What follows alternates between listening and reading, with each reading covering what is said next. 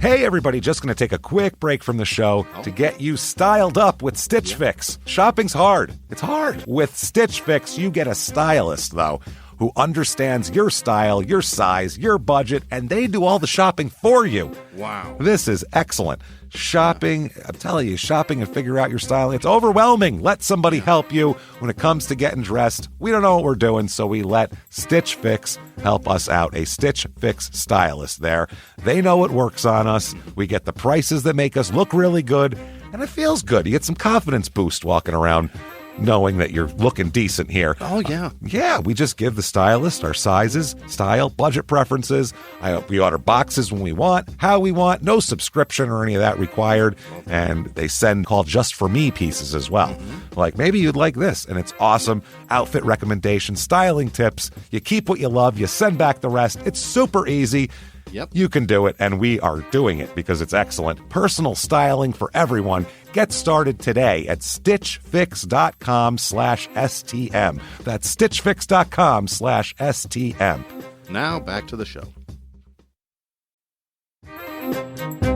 Hey everybody, just going to take a quick break from the show and tell you about Noom. Has Noom helped you? I believe it has. Oh, that's got an app. You can do tracking. It's terrific. It does. And Noom builds personal plans that can meet individual needs. That's the thing. Takes into account any dietary restrictions, medical issues, other personal needs. That helps build a plan that works for you. And yes, so I know that you've had your own personalized program here that you've been working on. And it's weight loss This is weight loss results that last. They stick around because you get yourself into a lifestyle change. That's what matters. That's mainly it. You can't just say, I'm going to cut that out for a month and then go back to it. That's not what it is. So I'm glad it's helping you. That's great. And it really does. I like the psychology and biology-based approach here. Yeah. Noom Weight uses psychology. That's why they say losing weight starts with your brain, but it also takes into account your unique biological factors, Jimmy. All of your multitude flora and fauna that goes on inside of you there. Sure. Yeah. Stay focused on what's important to you with Noom's psychology and biology-based approach. Sign up for your trial today at Noom.com, Noom.com here. Based on 3.5-year study of actively engaged Noom users with minimum starting BMI of 25. Individual results may vary. Visit our website for more information. Thumbtack presents the ins and outs for caring for your home. Out. Indecision, overthinking, second-guessing every choice you make. In. Plans and guides that make it easy to get home projects done. Out. Beige on beige on beige. In. Knowing what to do, when to do it, and who to hire. Start caring for your home with confidence. Download Thumbtack today. This week, in Middle River, Maryland, a troubled man who is rightfully called pure evil puts his stamp on the local area with a spree of murder and mayhem. Is he remorseful? Not even a little bit. Welcome to Small Town Murder.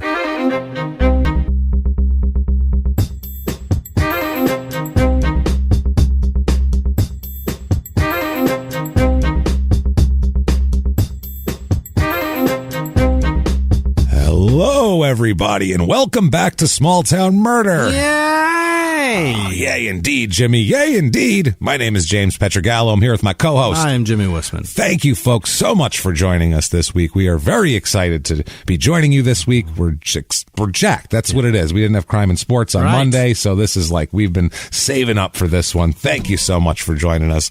We had a crazy episode last week. Hope you listened to that. This week, wow, this is a top-level asshole here. This is like a pocket robin. You know, we've had a lot of them, jerks that are just, you know, they transcend. The cream rises. The cream rises, and this guy, oh boy, it's an interesting one today, so get ready and buckle up. But before we get to that, very quickly, please, if you haven't done it yet, give us a review on the Purple Icon Apple Podcast there. We don't know why they help, but it helps drive you up the charts. Does something. If you want to help out the show, that's a good way to do it. Give us 5 stars. Also, head over to shutupandgivememurder.com for everything crime and sports and small town murder, all your merchandise, all of your information, all of your tickets to live shows that are going to take place at some point in time. We have had to reschedule the Nashville shows that were supposed to be this month. Obviously, between Arizona and Tennessee, neither of us are doing well. No. And so it's just not a good match. So they had to, Nashville shut down. It's not great. So and Arizona's following suit here. So. Well, they're not going to shut down. It's just going to be a disaster. So so that's not going to happen. We're rescheduling them. Looks like it's going to be, I don't know, January-ish. We're literally tonight. We have to figure that out. So we'll let you guys know as soon as we know that. But tickets to live shows, whichever ones you buy, they'll be available. And you can go to that show when it happens. Right. So that's terrific. Go there. Thank you so much for doing that. If you want to be a hero of the show, not only that, if you want to get something for yourself out of the whole deal, you can do that very, very easily by going to, by being a Patreon donor, by being a producer. Jimmie will mispronounce your name at the end of the show, of course, which is fantastic. And on top of that, you're going to get access to a whole lot of bonus material. We put out a ton of bonus stuff, and you're going to get access to all of it from this year and last year, and even all the crime and sports stuff, which a lot of times isn't even really about sports. It's more, so you'll like that bonus stuff too. We just did a good one last week. Next week's bonus episode for Small Town Murder on Patreon is going to be a violent prisoner dating, violent felon edition of the prisoner dating game. Love it. Which is the all-time favorite. So we put those in like quarterly. So you're going to want a few of those a year. So enjoy that. That's going to be fun. You can do all that over at patreon.com/crime and sports.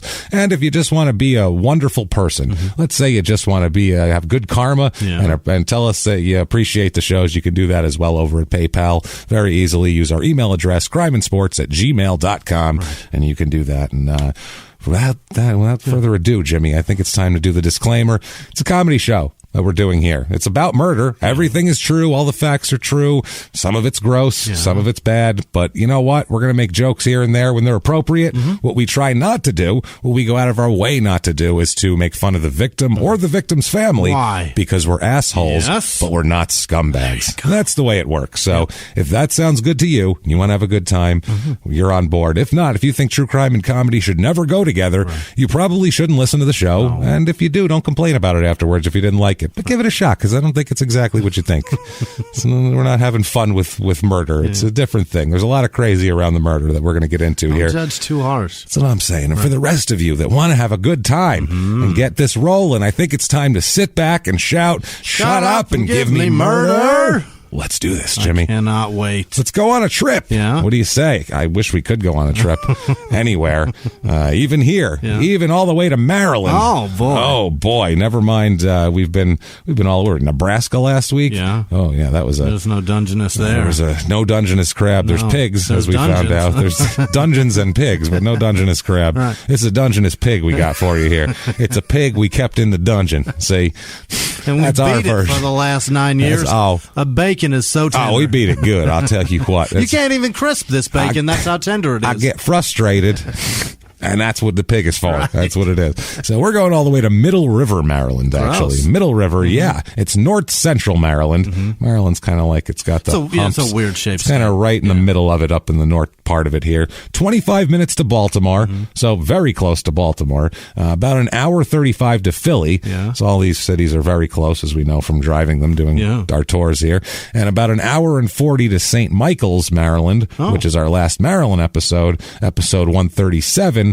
Which was the murder mystery weekend. Oh, yeah. That was insane. Every time we're in Maryland, it's a wild-ass case. I'm telling you. Some of these states in particular really have some choice. Maryland's a bizarre place, too, because it's got, it's really beautiful, rich history and, lots of rich people there. And then there's these nooks and crannies of Maryland that are legit lunatic hillbillies. It's part hillbilly and part hardcore urban. It's the weirdest state. It's a tiny state where they butt right up against each other, as we're going to talk about here. Yeah. It's a weird thing. It's like half Appalachia and half the Bronx. It's a strange place, Maryland. Very strange. Super wealthy people. Yeah. Oh, there's crazy. Some very wealthy people, because it's also near D.C. Right. And that's another thing. This is in Baltimore County, as a matter of fact, so it's that close to Baltimore. 21220 is the zip code, 410 area code, 8.5 square miles. Some of that's on water, because there's some waterways everywhere here.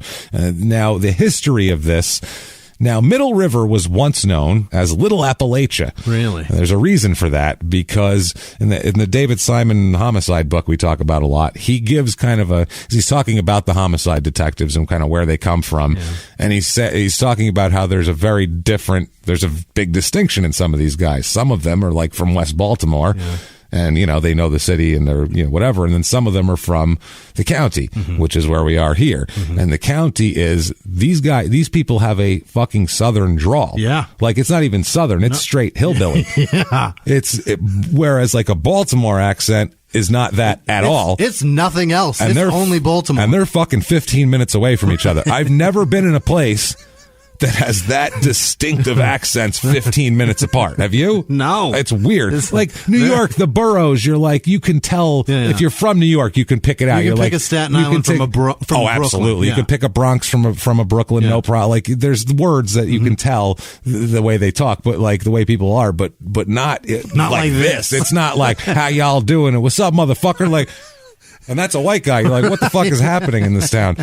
It's very strange. It's a bizarre place. It's a bizarre place. So this is the Appalachia area. This is kind of where basically a lot of these people migrated from West Virginia from when the coal mines weren't going well and shit, and when these people wanted to get out of the mines. What'd they do, go fishing or some shit? No, they'd come down here because there's factory jobs in Baltimore back in the day. So in the 40s and the 50s and the 60s, this is where factory jobs were. And especially like World War II, a lot of them came down to do, there's a lot of wartime jobs in Baltimore. So people would come down from the hills for these war jobs, and then they'd stay there, and you get enclaves of hillbillies living right outside the fucking city.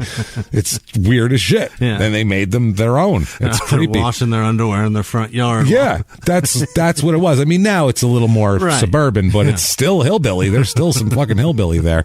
Somebody bathes in a bucket, I guarantee it. Yeah. Oh, there's shit buckets galore here. Shit buckets galore, everyone. Come on down to Middle River. Shit buckets galore. That's what you want in your promo material. So yeah, they were looking for work, these people that came here, the economic migrants, they were calling them, basically just wandering in from the hills. Imagine that. Close the gates. They're coming from the hills again. This is right next. It's 1960. Why do they have torches to see shit? Y'all got mozzarella cheese sticks. They're like, close the gates. They're here. The whites are here. They want cheese sticks at Taco Bell. It's the problem. We got to close it up. Do y'all have fiestas? Jesus Christ. Fiesta with cheese. So this is butts up right against a town called Essex, and they were kind of intertwined, when they were coming up for the first couple centuries. They're talking about an Eastern Avenue in Essex back in the day was made of oyster shells. Oh. Think about that. It was made of oyster shells, and they say it was a pleasure to drive along because of the fine farms and parks around here. Oysters are gross looking. Yeah, but the shells are shimmery. Okay. Because you ever hear like mother of pearl is like an oyster thing. If you break up oyster shells, I guess they shimmer in the sun, and they also make a pleasant noise as your horse and buggy goes through them. Okay. So I don't know if it's easier also on the horse's hoofs or how that works. I don't know. It seems like it would shards and stab them. Worse, right? I have no idea. So there was a bunch of businesses. They had roadhouses there. Yeah. They had parks and groves. One of these big groves, they served fish sandwiches and a glass of beer for 5 cents. Gross. Today, fish sandwich, and a glass of beer, $5, a nickel, 5 cents. Yeah, that's amazing. So one guy here, Louis Holtznecht, came back from the First World War, and him and his brothers built an ice plant. Okay. And before that, there was ice. Basically, the ice delivery service that they had before that was from a Highlandtown ice company. And what they would do is, when the winters were freezing, they would cut ice from the pond and store it in an ice house. Really? And break it up, and that's what you throughout the year break it apart. And that would be what you would sell to bars and shit back then, before they had freezers. It's like a real life Frozen. Yeah, that's how else are you going to get ice? They didn't know how to make them. I guess you can't really make it in the summertime, huh? No, lots of disasters here, of course. Huge blizzard. President Taft was inaugurated in 1909. There was a huge blizzard here, and all this type of shit. And one of these roadhouses saved a guy's life. He came in freezing. It's some big story from local lore. Yeah. So I don't know who the fuck this guy is. It doesn't matter. Fuck this guy. What a roadhouse saved him. Some roadhouse saved him. He asked for a priest, and then he came to give him his last rites, and then he didn't die, and then he ended up dying anyway. So who cares? So during the flood of August of 1933, of course, there's always a flood and a fire. Yeah. Boats were washed up on top of the car tracks. Railroad cars. Yeah, like that's wild. Over Back River, and the bridge was condemned. The last car came over was half full of water, and the occupants say they didn't even know how they got up across it because the water was up to their seats. Jeez. They just kept driving because they had no choice. It was either that or stop and drown. So they were like, I guess we'll try to go for it farther.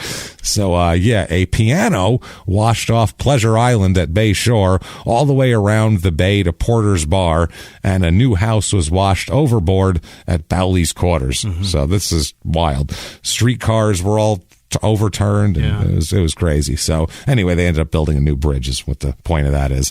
So I found some reviews of this place here. Some reviews, and they're all pretty similar. You'll get a common vein going through them here. Here's a 3-star review, which doesn't seem like that. Seems like it would be decent. 3 out of 5. It doesn't sound like it, though. Here we go. Quote, schools are in walking distance, but area doesn't seem like a safe place for a kid to be walking around alone. So why 3 stars then? Just for the proximity to these schools? That's it. That's the whole review. 3 stars. 3 stars. My kids can get to school, but they might get fucked on their way. That's a 60 out of 100, right?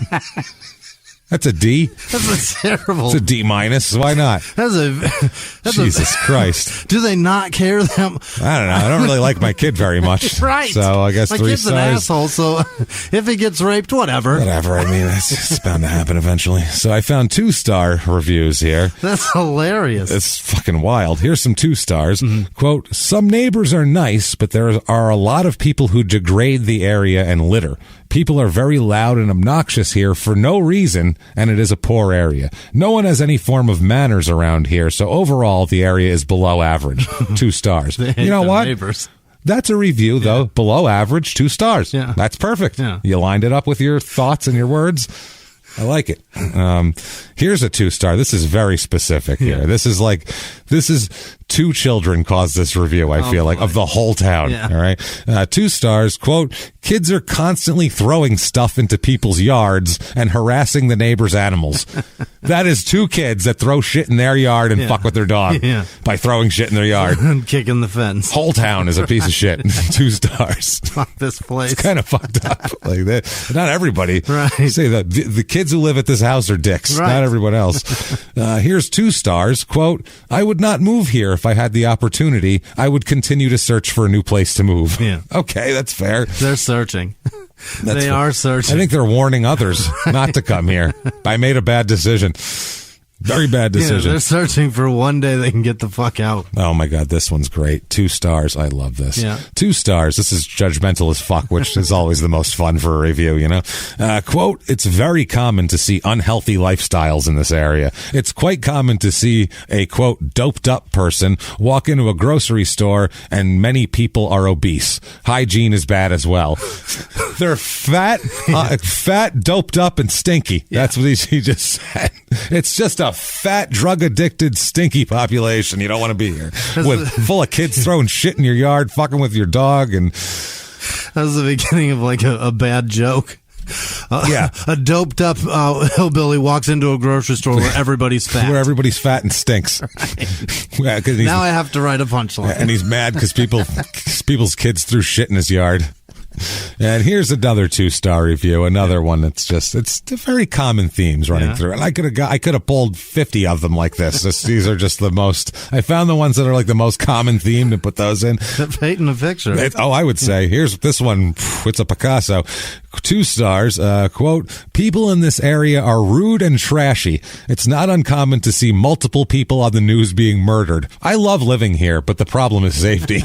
Well, yeah, trashy people that constantly murder each other. I don't know what the fuck you love about it so much. I love living here despite the fact that there's trashy, doped up, obese people who stink like shit going into the grocery store while their kids are at home unsupervised, harassing my animals and throwing shit in my yard. I'm just trying to get food at the grocery store. That's what's happening. And I can't do it from the overpowering pungent smell of their BO. It's just, they don't even wear shirts. Right. That's the problem. We need a no shirt, don't even no shoes. trap the stink in. It's just all flying. You can see lines coming off like in a cartoon. So people in this town, 25,654. Yeah. So how about the top of our, it's a lot. Top of our range here. It's up 4.2% since 1990, so that's pretty minimal. Now, female male population are about normal. Median age is 38. That's about normal. All your stats, married, everything is pretty normal. It's a pretty average town in terms of statistically, like married with kids and no kids and divorced and all that shit. Now, race of this town, it is 61% white, which is 61.5 is the national average. It's 26.4% black, which is a little over double the national average. 3.7% Asian, which is more than we usually have, even though the average is 5.3%. Let's see here. We have 6.1% Hispanic. So it's a good, there's a mix here. At least, there's some very America. Yeah, it is. It's almost a lot, except for less Hispanic people. It's a pretty good mix of representing like the normal averages that things normally are. And now religion here, it's a little less. 50-50 is normal. Here it is 41% are religious, and you're mostly Catholic, 19% Catholic, but there's a bunch mixed in here. There's a couple of Baptists, a few Lutherans here and there. 2.2% Jewish. Oh, what? Nagila, Nagila. I don't know the words. Hey, 2.2%. That's a celebration. Really getting it together. That's awesome. 1.2% Islam, too. It's very diverse around here. So the voting politically here, last election, 56% of the people in the county, the whole county, voted Democrat, 38% Republican, about 6% independent. Unemployment rate's about average. Median household income is a little above average. Normally it's about $57.5. Yeah. Here it is $59,113. So not terrible, pretty good. At least you can afford something. The cost of living, 100 is average, regular. Here it's 101. Wow. So, I mean, it's a very average place. Median home cost is $205,300, which is it's a little under the national average, not bad. And if you need to be here. Yeah. Let's say you're a little doped up and stinky and you're putting on a few pounds and you need to go to the grocery store. Yeah. We have for you the Middle River, Maryland Real Estate Report.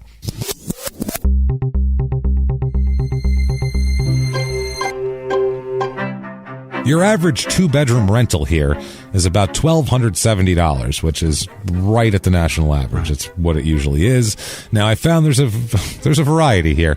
I found a 3-bedroom, 2-bath, 1,344 square feet. It says manufactured, but it's a fucking trailer. Yeah. It's a trailer with the shit on the bottom, so you don't see that it's a trailer. Right. One of those. Not that great, but, it's 1,300 square feet, 3-bedroom, 2-bath. Livable. I mean, livable. $44,999. Okay. I mean, if you got a couple of kids and you need a place to live, it's something, and you can afford that anyway. Do you own the land, too, or is that No, that's probably, I'm sure that's just the trailer. Space? Probably, yeah.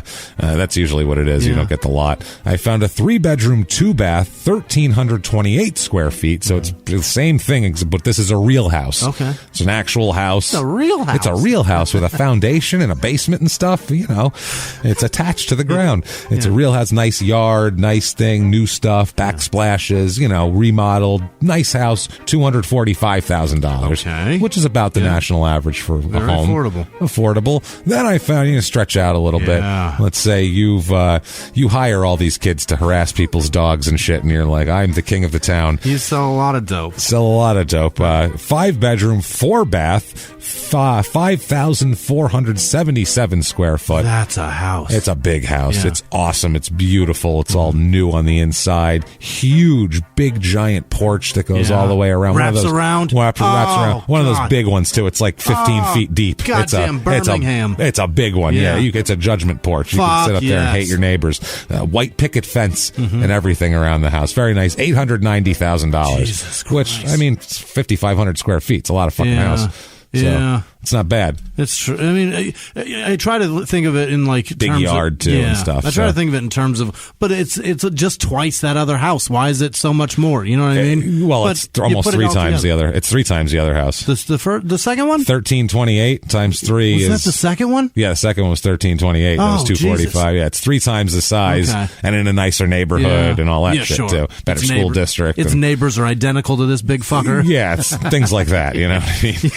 Now, things to do here. I found a bunch of things to do. First of all, go to the drive-in. Yeah. Benji's Drive-In here is a drive-in theater in Middle River, Maryland that they opened in 1956, which is kind of the peak. The booming of it. The boom of that drive-in time. That was so much fun. Oh, that must have been great. I used to love it. When you're kids? Yeah, when I was a kid. They're starting to come back now. Good. Drive-ins are opening all over the place now because movie theaters are closed. Yeah, so that's what they're doing. People, you can go to the movie theater in your car. Yeah. You know, because you're not bothering anybody else. We used to lay a blanket out in the truck bed like fucking real hillbillies. That's trash. That's trash. Pop our own popcorn on the stove. Yeah, that's trash, dude. And put it all in a grocery bag. No. Yeah, that's trashy. That's trashy. And go to the movies for 3 fucking hours and watch 2 movies. Yeah, I think if you did that back home, they'd have been like, "Oh, what the fuck are you doing? We sell popcorn, asshole. Get the fuck out of here." You got thrown out for that back home, probably.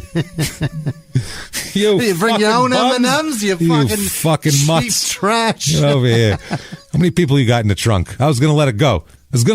Now I'm not. So this place, though, has the largest movie screen in the United States. How big is it? 52 feet high, 120 feet wide. That's a movie screen. That's a fucking screen. It's still open. Really? Place is still open. You got to project that from in another county. That's what I mean. It's got to be a special projector, too. It's crazy. But you got to step back a ways. That's it. Largest movie screen in the U.S., and it's still open, still going. So you can check that out. Also, the All About Maryland Festival. Holy balls. That's something that you need to have here. The event will be held, this was last year because it's canceled this year. It's at the Gunpowder Falls State Park. Good Lord. Sounds great. Yeah. Admission for people 12 and older is $10. 5 to 12 will be $5. Under 5, you can come in for free. They're not going to do too much. Very nice. That's all right.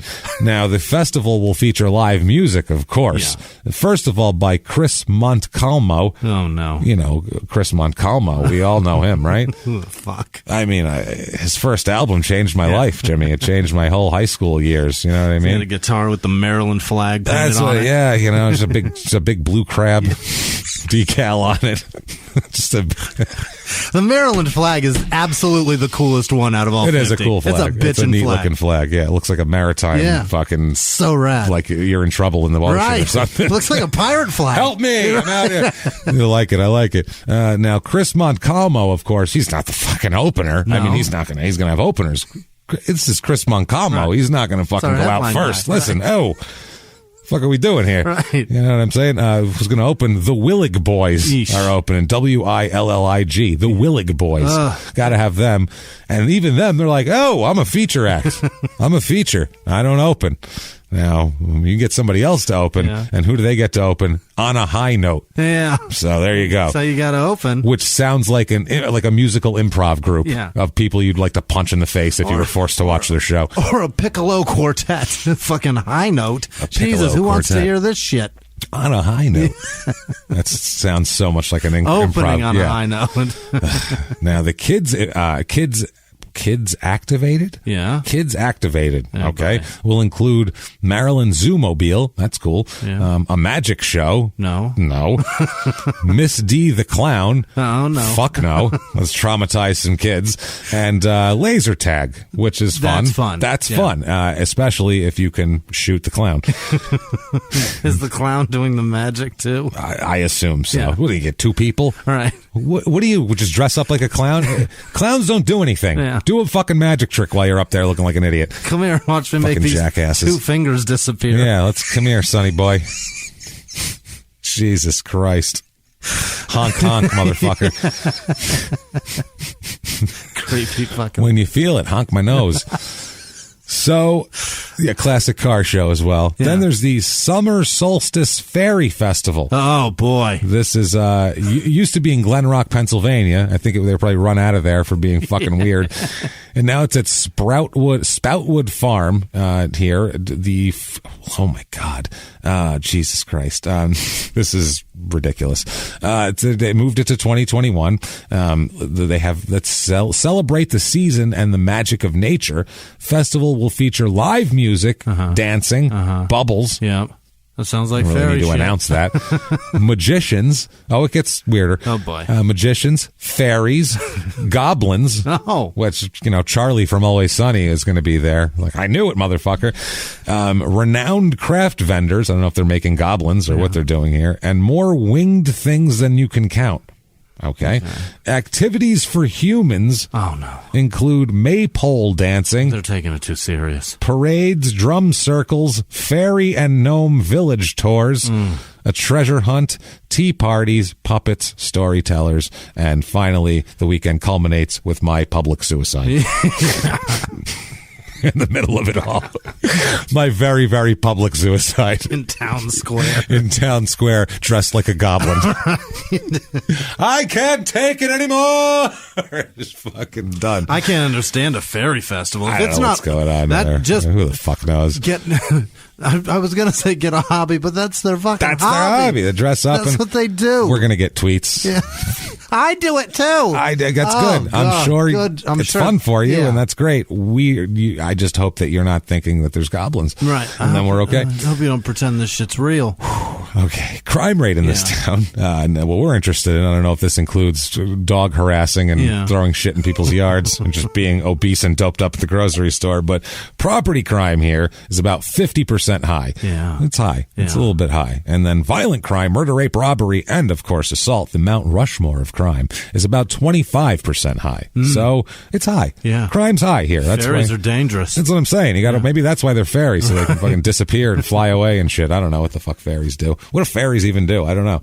The only one I know Tinkerbell? of. That's the most my only famous fairy one, right? experience, I guess. I guess that's the only one. What other fairies? Why would you even want to be a fairy when we got the best one already? Well, the thing is we already have Tinkerbell. Right. Tinkerbell's a standard-bearing fairy. Yeah. So at that point, what are you going to do? Need anymore. You all look the like same. The fairy spokesman at that point, right? Tinkerbell, I think. If put it this way, if there was like a fairy massacre and someone had to be on the news being interviewed, Tinkerbell would be the one they'd call him in. Like when Chris Benoit, well, Peter Pan, it goes either way. Sandy Duncan played Peter Pan. What do you want from me? So. They call him in like when they call her in like when Chris Benoit murdered his family, and they bring in like the best wrestler they could find to talk about it. They're like, Tinkerbell, tell me about the fairy community. Right. So 25% high. No laws are getting changed until Tinkerbell's murdered. That's what happens. That's it. So speaking of murder, let's talk about a murder, Jimmy. All right. Shall we? This, oh boy, is what I got to say. Yeah. Buckle the fuck up, everybody. 1990, we need to go back to this before. Okay. So that's a nice little time machine journey. Yeah. I like when we go to like 90. Someone close by. I like 90. We that's know good. it. We know it very well. It's good because it's a long time ago. It's 30 years ago. How fucking crazy is that? That's wild, first of all. It's 30 years ago. Fucking unbelievable. But it's still sort of modern, but there's some distance, so this is a sweet spot. Yeah. And plus, I don't know, there's something about when we do murders that have like, and then he texted her, and then they got, those are good. Those are fine, but something about the lack of like technology and no cell phone pinging and all that shit that makes it like a creepier, small towny thing. So I like that. So we're going to talk about a man here. Let's talk about a guy named John Frederick Thanos. Okay. He goes by Freddy for the most part. Of course he does. Thanos does, Freddy. I don't know why. I think because he's named after his father, and his father, I believe, was somebody else, probably John, and then they go call him Freddy. Right. That's how it works. If your father's name, same thing. The other option you got is Johnny, and that's not. Otherwise, when someone calls the name, both people look in the house, and that's a pain in the ass. So he is born March 28th, 1949. Ooh, okay, so fella. 1949, definitely. As of 1990, though, he's 41 years old. Yeah. And let's catch up with John at 1990, and then we'll find out where he came from here. Now, John, as of 1990, is in prison for robbery. Oh. Okay, he's in prison for a convenience store robbery. Little typical, went in with a gun, held it up, took the money. No one was hurt or anything like that, but he was put in prison. This is not his first time in prison, as we'll talk about. He's at the Eastern Correctional Institution around this area here. Hey, everybody, just going to take a quick break from the show to tell you about the safest sponsor ever, Simply Safe. Absolutely. These people will keep you safe. It's amazing. You know that every 26 seconds a burglary takes place in the United States, according to the FBI. That means that by the time this podcast is over, dozens and dozens of homes will have been targeted, ransacked. God knows what happens here. So protect your home before it's too late with Simply Safe proactive security system. Simply Safe helps stop threats before they even have a chance to break in. Named Best Home Security System by U.S. News and World Report 5 years in a row. And by us for about the last 8 years as well. If you trust us, believe me, you want Simply Safe. So visit simplysafe.com/small to claim 50% off a new system with professional monitoring plan and your first month free. That's simplysafe.com/small. There's no safe like Simply Safe. Now back to the show. This show, Small Town Murder, is brought to you by BetterHelp. Get yourself some therapy, everybody. Honestly, here. We often hear about, red flags that you should avoid. Hey, that's a lot of a thing. It's become a real phrase now, real cliche. Yeah. But why don't you focus also, you look at like green flags in friends and partners. Look for good things as well. Right. And maybe you're not sure what that looks like, though. Therapy can help you figure that out. What are positive things? What are the green flags? And then you can practice them in your relationship. It's absolutely a fact. And so, honestly, we absolutely are huge advocates for this. It really, really helps. BetterHelp is fully online, making therapy affordable. It's convenient. They serve over 5 million people worldwide. You can access a diverse network of more than 30,000 credentialed therapists, wide ranges of specialties there. Here's the coolest part. You're not getting along with your therapist, you're just not feeling it, you can switch at any time, no extra charge. Wow. The thing is, they want you to get help. That's it. And you can do it with BetterHelp. Discover your relationship green flags with BetterHelp. Visit BetterHelp.com/smalltownmurder today to get 10% off your first month. That's BetterHelp, HELP.com/smalltownmurder. Now back to the show. Now, he tries to, while he's in this, he appears to be trying to get himself ready to be reacclimated into society, because in the late 80s, he gets his high school diploma in prison. He takes 2 semesters of college at the Eastern Correctional Institute college facility, Eastern Correctional Institute U. Yeah, that one will get you. ECIU is big. That's what I would tell everybody at job interviews. Yeah, ECIU. Yeah, they'd be like, "Oh, okay." They'd feel stupid. Yeah, they'd be like, "Oh, Eastern Carolina International University." Right. Okay, that sounds good. Institute. Sounds perfect. Right. Was that an institute for technology, or what was that institute for? Well, it was for housing assholes like me. Not all of us, but me, definitely. Institute for, at minimum, robbery. Something. Right. So he got all A's and B's while he was doing this. So he's not a dumb guy. Yeah. And they said he's a good writer in terms of, if he wrote something, it wouldn't be like misspellings and cross it out. And a lot of these guys a lot of people in prison don't have the best education, which is how they ended up in prison, because they really didn't have another way to make a living, and were frustrated by the way we know why work. People end up in prison. I'm reading this one book. What is it? It's by a guy named Shane Bauer. It's about prison. It's about prison in Louisiana. He went. This reporter went, and he was a prison guard for one of these for-profit prisons, of these, corporate prisons, basically. And it is fucking wild. It's wild Illinois? In Florida, Louisiana. How fucking horrible these people are treated down there. It's unreal, dude. They basically just are they shrug their shoulders and, kill each other. I don't give a fuck. They sit back and let shit happen. They don't care. It's fucking wild. But basically what they said is, he was talking to the social worker that works there. Yeah. And they were saying at this point, which was only 5 years ago, in this particular prison, 40% of the prisoners, 30% of the prisoners had an IQ under 70. 70. That's like trouble. That's Forrest Gump. Right. So think about That's trouble. That many of the prisoners, a third of them, are dumber than Forrest Gump. Yeah. So what does that tell you? What chance do these people have in life? And he met the president. True. He's also fake as fuck. In real life, he would have either, worked on a factory line until he dropped dead, or he would have ended up in prison. So Probably dead in Vietnam because he wouldn't have known to run. Which way we going? Right. Poof, he's done. That would have been that. Keep your head down. And he pokes his head and goes, what? What? Not good. So he wrote a poem in January 1990 that comes out later, okay? And it's quite the poem. Mm-hmm. He's quite the wordsmith. He's good at it? I don't know if you'd call it that. Yeah. I don't know if you'd call it good at it. Got it. He's interesting. Yeah. Let's see. Let's just get, you know what? Let's find out what's inside of our... This is not scratched out. This is very well written. Oh, very well written.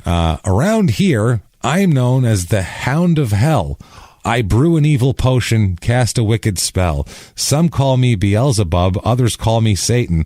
A demon, no doubt, be not mistaken. I come from down deep, call it hell's hole.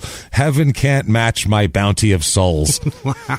So that's his poetry. That's a much better round here than the Counting Crows ever wrote. Round here.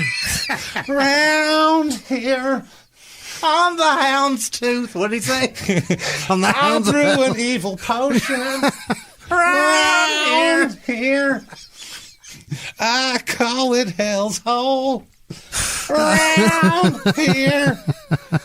Others call me Satan. Round here. Jesus, Counting Crows could really brush their shit up. They could. Spice it up. Get a little edge to you. Let's go, you fuckers. Get some edge, you know Come what I mean? on, Adam. You guys are pussies. Put it out there. Bring your white man dreadlocks over here and fucking get it going. Jesus Christ, man. So, yeah, he was the dreadlock guy. Yeah. You said Counting Crows, and I immediately heard the Counting Crows and pictured the Black Crows guy for some reason. Not the guy who went out with one of the friends. I think it's Duritz. I don't fucking know those people's names. So... yeah, that's his round here. And also, by the way, those were fake. That was a wig that asshole wore. Of course it was. It's not even real.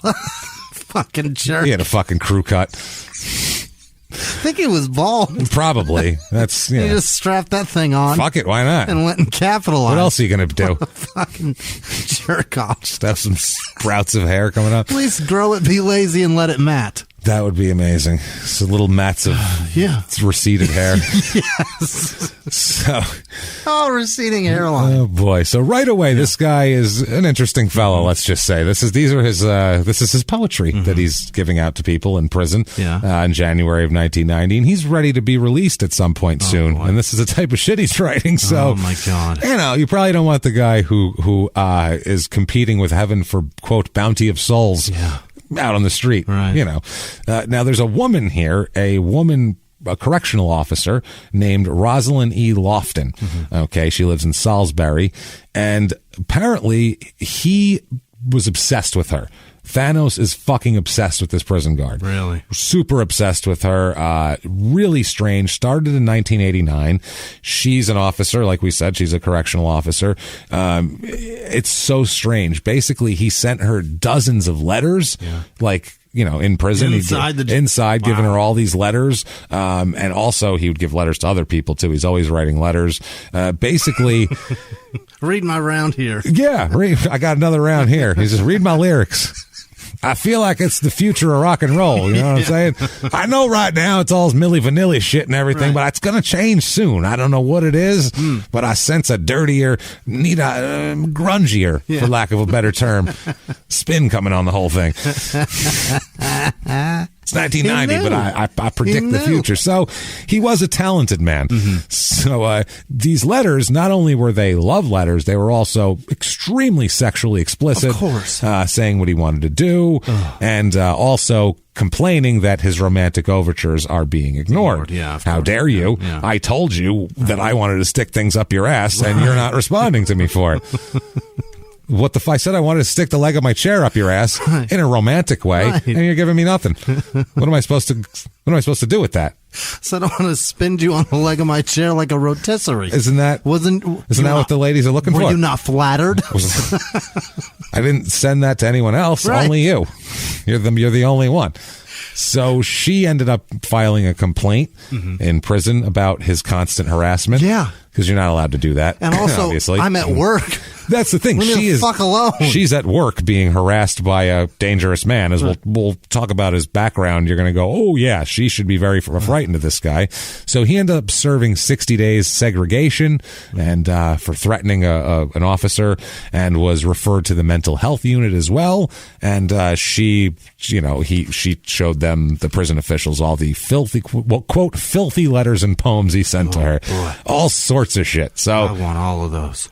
Obviously, he's an interesting fella. Yeah. How afraid should she be? Mm-hmm. And these are all things we need to find out here.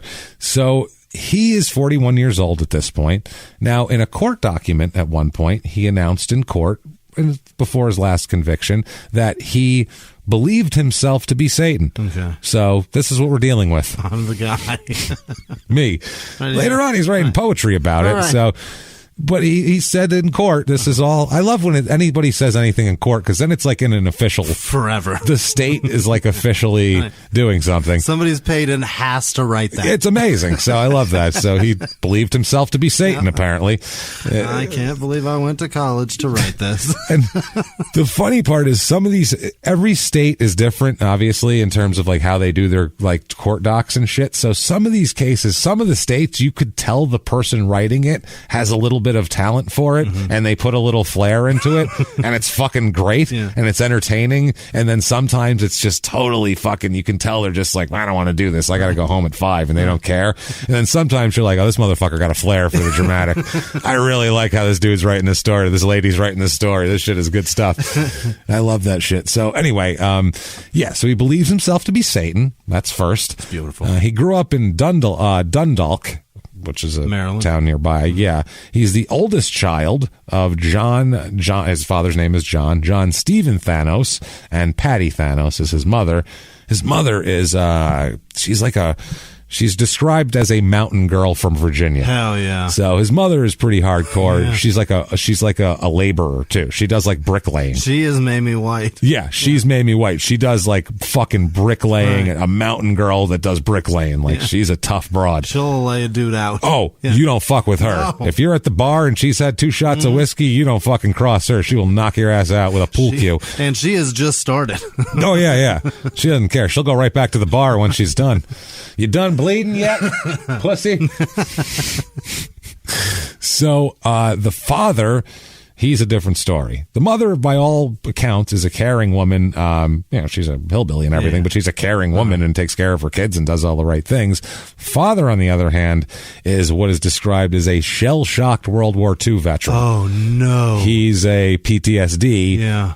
And back then, now, if you have PTSD, you can seek help for it, and people take it seriously. Shit, and they'll give you a dog. Yeah, they don't take it seriously enough still, probably, but they still it's taken seriously, and it's an actual thing that back then it was called, you're a pussy. Right. Literally, fucking get over it, pussy. That's what they used to say to people. You were man enough to kill people. Patton used to talk about in World War II that he used to smack shell-shocked soldiers around, people that were they called shell-shocked back then. Right. That meant PTSD. Right. And it was a combat fatigue in Vietnam, and then it went to whatever. Change all kind of Now words. It's PTSD. Every war's got a new They have a new term for it, yeah. So Patton used to talk about smacking these soldiers around, yelling at them and shit, and like that was how That'll make it better. That's how they handled it back then. Got to toughen them up. That's what it was. Patton was a cold-hearted, ruthless son of a bitch. Yeah, he was not a nice guy. No, that man's a monster. Granted, he's a hero. That's what we need. Any generals, if you look at Grant too. Yeah. Grant was they called him the butcher. Like, he was a fucking. You've got to have He it. didn't care. He'd throw his own soldiers into the grinder to kill more of theirs. That's how it was. It just, we have more people, bum rush them. Okay. I mean, it worked, but he did what hell of a philosophy. McClellan was not willing to do. Enough Civil War history. Sorry. George McClellan almost lost the goddamn Civil War for the North. He's a fucking pussy. Anyway. And that's what you don't want. He wanted to be president in 1864. That's why. Right. So, enough of that shit. So, anyway, his father's a World War II veteran with PTSD, which is a little dangerous right away, untreated. And oh, no. slightly treated too, which is even worse, kind of. Is he treating it himself with like booze and shit? And other things we'll talk about. He drove a truck for the Lever brothers. Good guy to have on the road. Yeah, he's a truck driving, shell-shocked war veteran. Who's probably drinking behind the wheel. Well, probably just to stop the voices. Right. You know what I mean? Just to stop the voices. I mean, here's a car horn or anything, he loses his shit. Starts yelling at people, crashing into him with his truck. His truck is just fucking bashed to pieces. Bumper hanging off. Uses it as a battering ram. So now his father has a history of mental illness as well before he went in the war. And then the war exacerbated this mental illness. And when he came out, oh boy, he was just a petri dish of mental illness ready to burst. Shaken and stirred. Oh, yeah. And then you throw in some kids and a truck driving job in there, which that'll make nice people be alcoholic assholes. Back then, especially, wow, he's a fucking powder keg. And a hardline wife. Yeah. Fuck, man. This guy is tough, too. He's figured everything out to just be a mess the rest of his time. It's rough, man. So the wife luckily held everything together, but he regularly abused all the children, both physically and emotionally, of course, beat the shit out of everybody. It gets worse. Now, the mother here, like we said, she ends up divorcing the father. Patty does after a while. Yeah, it's too much what she does. We'll find out what he does to these kids. It's horrible. Basically, her son here, though, Thanos, is a fucking mess. Now, she says possibly her idea of where his problems may have started. Thanos here, our young Thanos. Fucking birth? Okay, well, birth, yes, number one, because there's mental illness and everything else in the family. But she says, quote, I know it may sound silly, but I think my son's problems began when his father sat on John's head in the living room when John was only 2 months old. On accident or on purpose? She said the father sat on his head for, quote, quite a while. On purpose. That's on purpose. Figured I'd answer that with the next question. Why speculate? Let's just, the next sentence should answer that. For a little while. For quite a while, which, okay. Physical examination at the time failed to find any injury, which was probably just some doctor going, I don't know, his head seems round to me.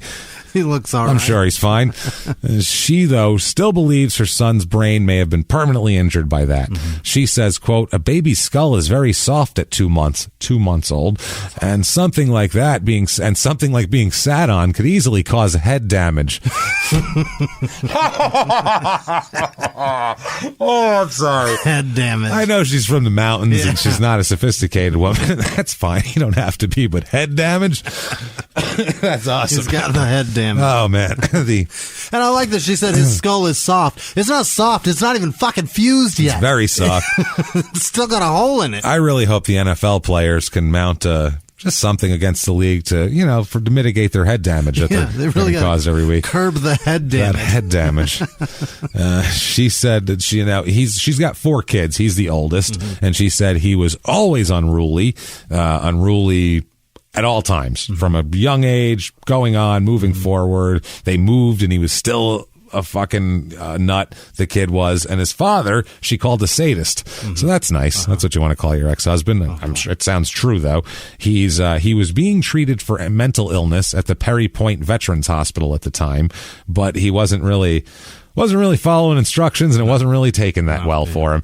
And basically, she said that he beat Freddie from an early age. Oh, my God. Oh, Jesus. Quote, once punching him in the scrotum. I know that's terrible. I don't know why the sentence... once punching him in the scrotum is just funny. I don't know why. I think it's your father punching you in the balls.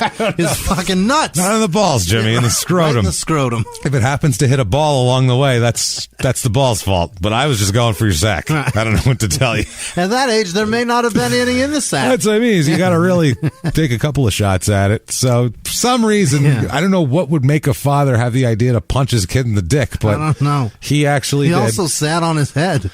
Yeah, and he sat on his head.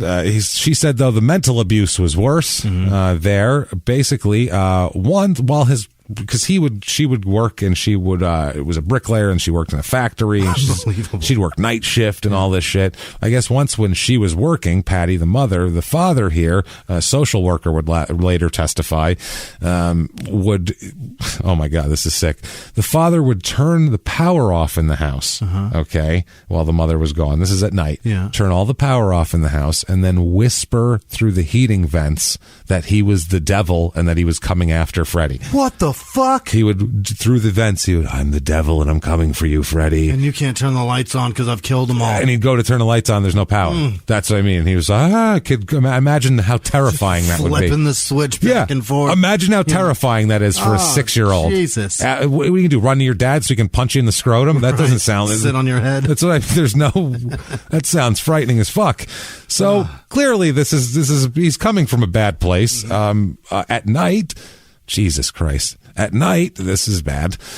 Oh my. At night, the father would put sleeping pills in his wife's after dinner coffee. Coffee after dinner. Why would he do that, you think, Jimmy? You know exactly why. To have another baby. No. Well?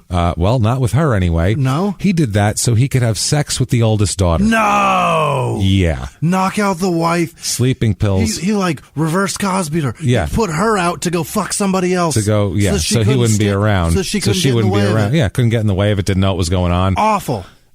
Beyond awful. It's his daughter, too. It's not even like it's a stepdaughter, which is still gross. Yeah. It's still fucking, child molestation, but this is incestuous child molestation. That's unbelievable. Scarier. It would take place, by the way, in the same bedroom where Freddie slept. Because they slept in the same room, often sometimes in the same bed with just a blanket separating them. Gross. So he had to pretend he was sleeping while this was going on. Oh my God. And then if his mom if his mom is home, and if she's gone, then the lights are out and he's hiding from the devil. Yeah. So not good. No. Not a good upbringing, let's just say here. Unbelievable. As you might imagine, he had some acting out in school and was always in trouble. Yeah. Jesus Christ. You'd think he would be thrilled to be at school just because my dad isn't here. Fuck. I'd be like, can I join every after school program there is? Is there like a sleepover program where I could like be janitor at night? Do we have like 2 a.m. debate team? I'm into that. Or whatever we got. Here's like a midnight basketball league going on. I can join. What can we do here? If not, I'll just gladly clean the school. That's what I mean. I'll be night janitor. I don't give a fuck. All night. Yeah, you show up the next morning, I'll have my coveralls and a mop, and I'll be taking notes. I don't give a fuck. But apparently he acted out in school and was expelled at 12 for exploding a homemade bomb on school property. He's making bombs? He's making bombs. He's acting out. Hey, what gets you more attention than a fucking explosion? That'll do it. That'll do it. Yeah. The officials at the school called him, quote, ungovernable. Okay? All right. That's like, what was it, a couple of weeks ago, someone was deemed incorrigible by the courts. He's been just called ungovernable by the school. That's amazing. That's a hell of a... I'd put that on a business card. I'm ungovernable, everyone. Ungovernable. Yeah. Jesus Christ. So he displayed strong antisocial behavior. He would play, before he got expelled, he would skip elementary school, which is, people normally don't play hooky from elementary school. I don't think I ever did that. No. He was seen by psychiatric professionals at a university and at Johns Hopkins Hospital. The school tried to set him up with these appointments, but basically didn't really affect him very much. At 14, we'll talk about, he got sent away for car theft, which is here. He's sent to Boys Village in Prince George's County, which is where, if you watch, I don't know, The Wire, that is where they always threaten to send Naaman, and that's where they send Bodie, where he escapes with the mop bucket there and runs out on the street, and he's all hurt from getting beat up by the cops and gets flagged down and gets back to the neighborhood, and then Herc and fucking Carver see him again and rough him up. He's like, yo, I got my papers, man, what the fuck?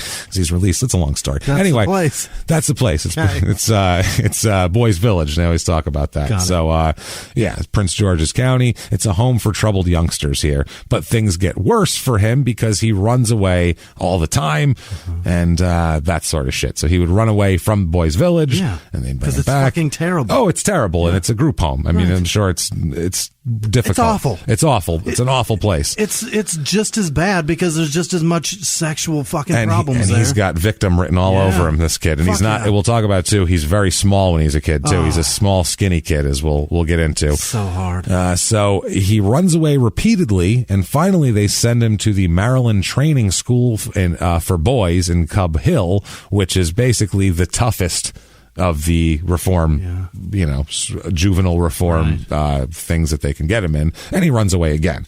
Now, at this point, runs away again, he steals and wrecks a car during one of his escapes.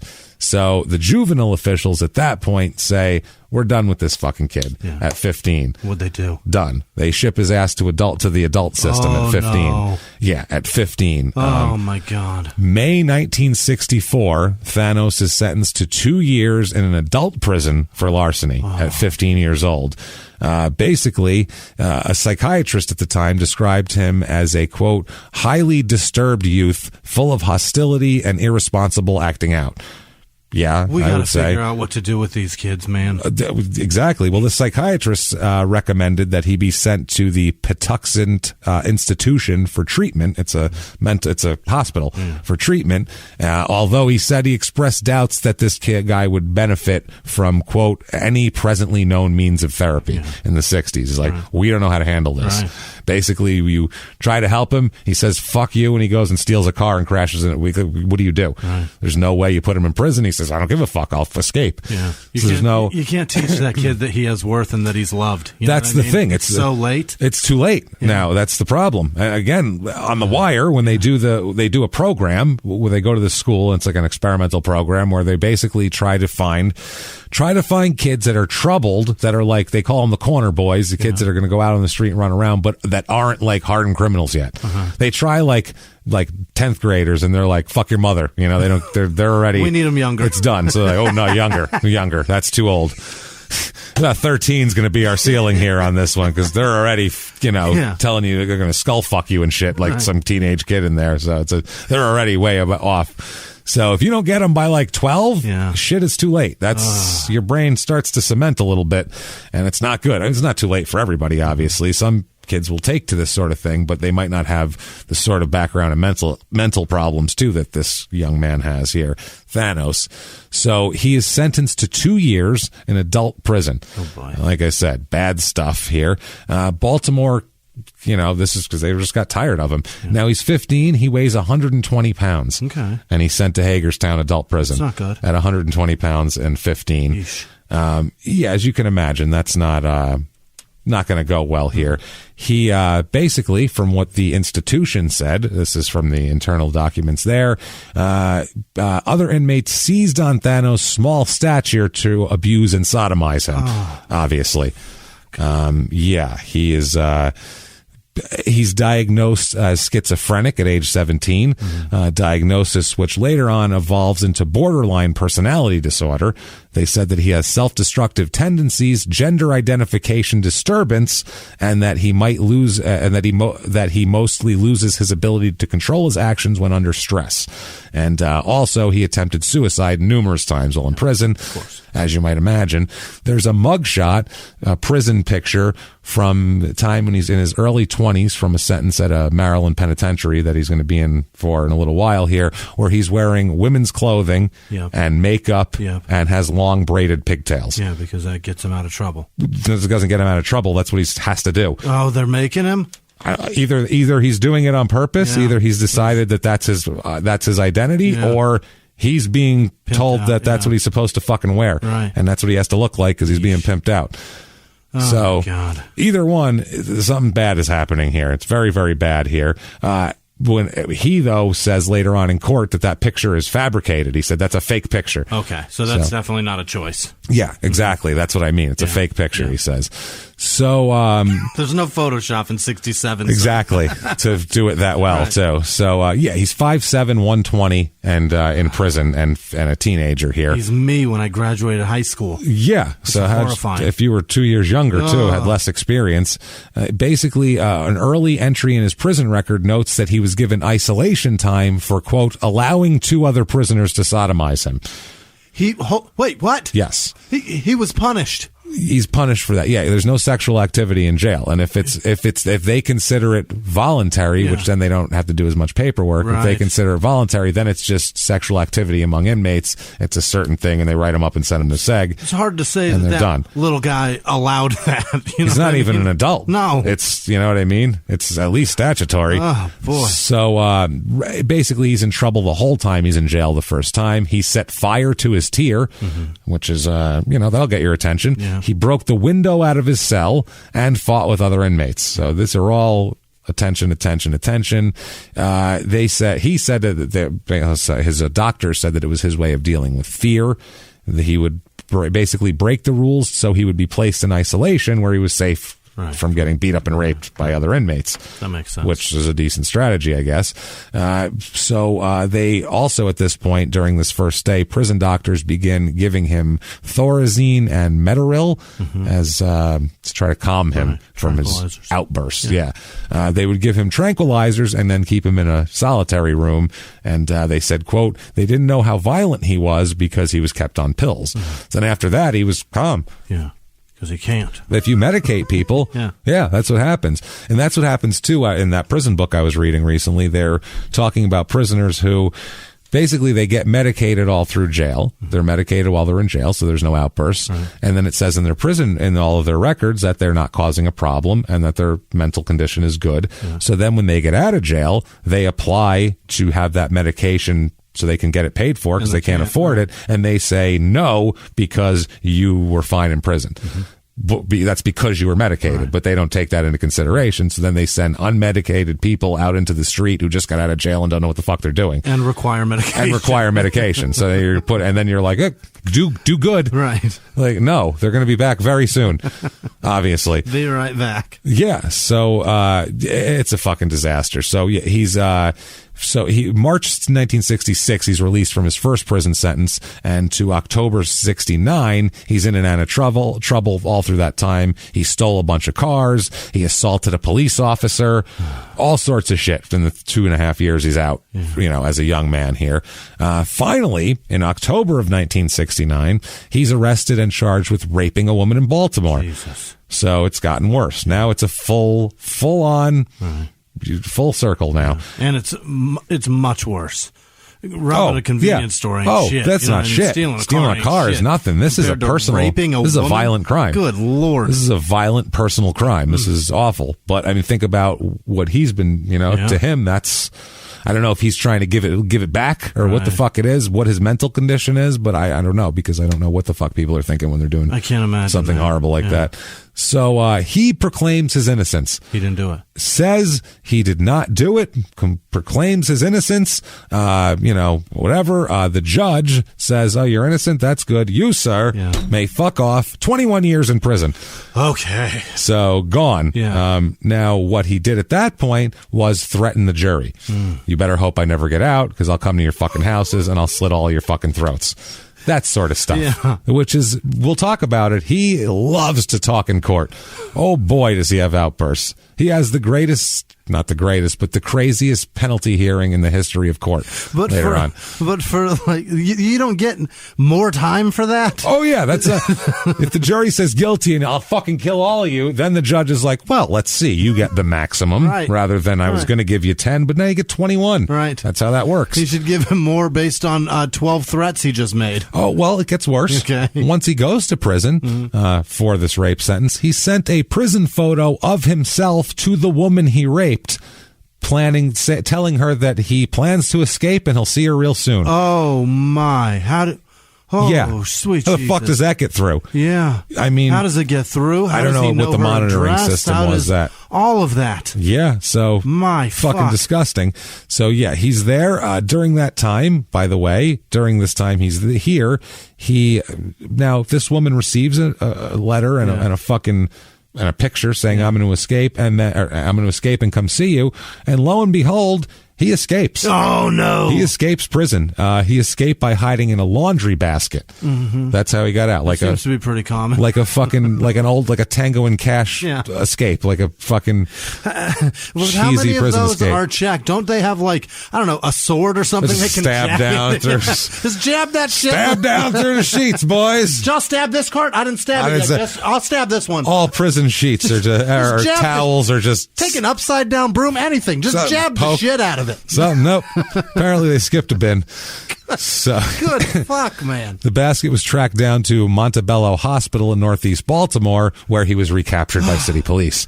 So, oh my God. What he is given for that is an additional 5-year sentence. Mm-hmm. But that woman, imagine if he got out of there. Sweet Jesus. So he served a year in solitary confinement in the South Wing, which they called very notorious as a horrible place to be, after he and another inmate attacked some guards. So, and then another investigation showed that Thanos was the victim of a brutal beating at the hands of the same guards, and that's why it was a retaliatory. Yeah, right. The prisoners retaliated against the guards for a beating that they took that they felt was unwarranted. Yeah. So, that happens. His mother said that he got in a lot of fights in prison and everything else, and, she talked about his escape attempt and everything. So eventually here, he is released from prison. Reformed, and now everything's He's all great. good. All good here. Yeah. That's fine. He's released in 1986. So he does about 15 of 21 years. Okay. So 3/4 of his sentence. Good amount. Yeah. Not even a month after he's released, he holds up a Hartford County convenience store in May of 86 and is captured by deputies following a chase. He ran. Oh, fuck yeah. He's not going back. Once they caught him, he told them, quote, "I should have started killing police when I got out of prison. I would shoot as many as I could. I would shoot as many in the back as I could." In the back. In the back, yeah. He doesn't give a fuck. So Judge Brodnax Cameron, oh boy, Jr. Yeah. He sentenced Thanos, you sir, again, to 10 years in prison. Okay. 10 years, but that is later reduced to 7 years. Why? I don't know. Seems like he'd be like, let's just hold on to this guy as long as possible. Yeah. Let's do that here. It feels like old Judge Bro had it down. He knew what he was doing. Yeah, and who reduced it? It was like an upper court. You can appeal the sentence, and I guess more mitigating factors. Somebody else like 7 will do. They probably just brought up his prison records, and now he's his family records, I'm sure, and all that sort of thing. And I don't know. This guy's pretty fucked. We should let him out 3 years. Yeah, let's let him out earlier. No help though. Let's not help him in jail at all. No fucking mental help or anything like that. Come on, Jesus Christ. Put him in a cage. Matter of fact, put him in a cage by himself. Right. Really get him in there. That way he can think about it. The man's in his 30s, early 40s, and this is... he's 37 at this point. Oh, my God. So prior to this sentencing in 1986, this is what his psychiatrist for the state wrote about him. This is the funniest thing ever. Quote, "This gentleman," first of all... No. This gentleman, come on. "This gentleman makes rather serious threats against a lot of individuals. These threats should not be disregarded." And he also said that he is pissed off at the world. Yeah. So there's that. This gentleman. I have concern about the mental well-being of this gentleman. So, so now he's been in jail for, car stealing, rape, prison break, and all this shit. Everything but murder. Everything but murder. And that's on the fucking menu because he said so. He said, shit, why didn't I do that? Right. God damn it. Now, his prison records through this say that he used whatever drugs he could get his hands on and was constantly making homemade wine. Constantly making prison toilet wine. Just always doing fucking prison wine. I hate that they call that shit wine. That's not wine. That is, I don't know why you'd call it wine. This is that is gross. This is poison that'll get you drunk. Right. Want to get poisoned enough to feel good but not die? Here you go. Drink what's left of these oranges that have been in my toilet for fucking 6 weeks. For 6 months. Don't worry about my shit flecks on there. It's okay. So... he also stabbed another inmate while he's in here after in 86 and also got 10 months of solitary confinement for hitting a prisoner with a table leg repeatedly. 10 months for that. 10 months for beating another prisoner repeatedly with a table leg.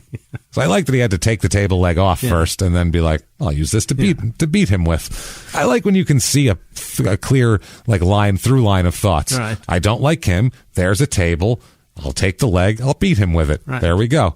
To me, that's an end of the plan. It probably was expedited a little bit faster than that in terms of like somebody got pushed into the table and it broke. It broke and he picked it up and started fucking whacking the guy. This'll do.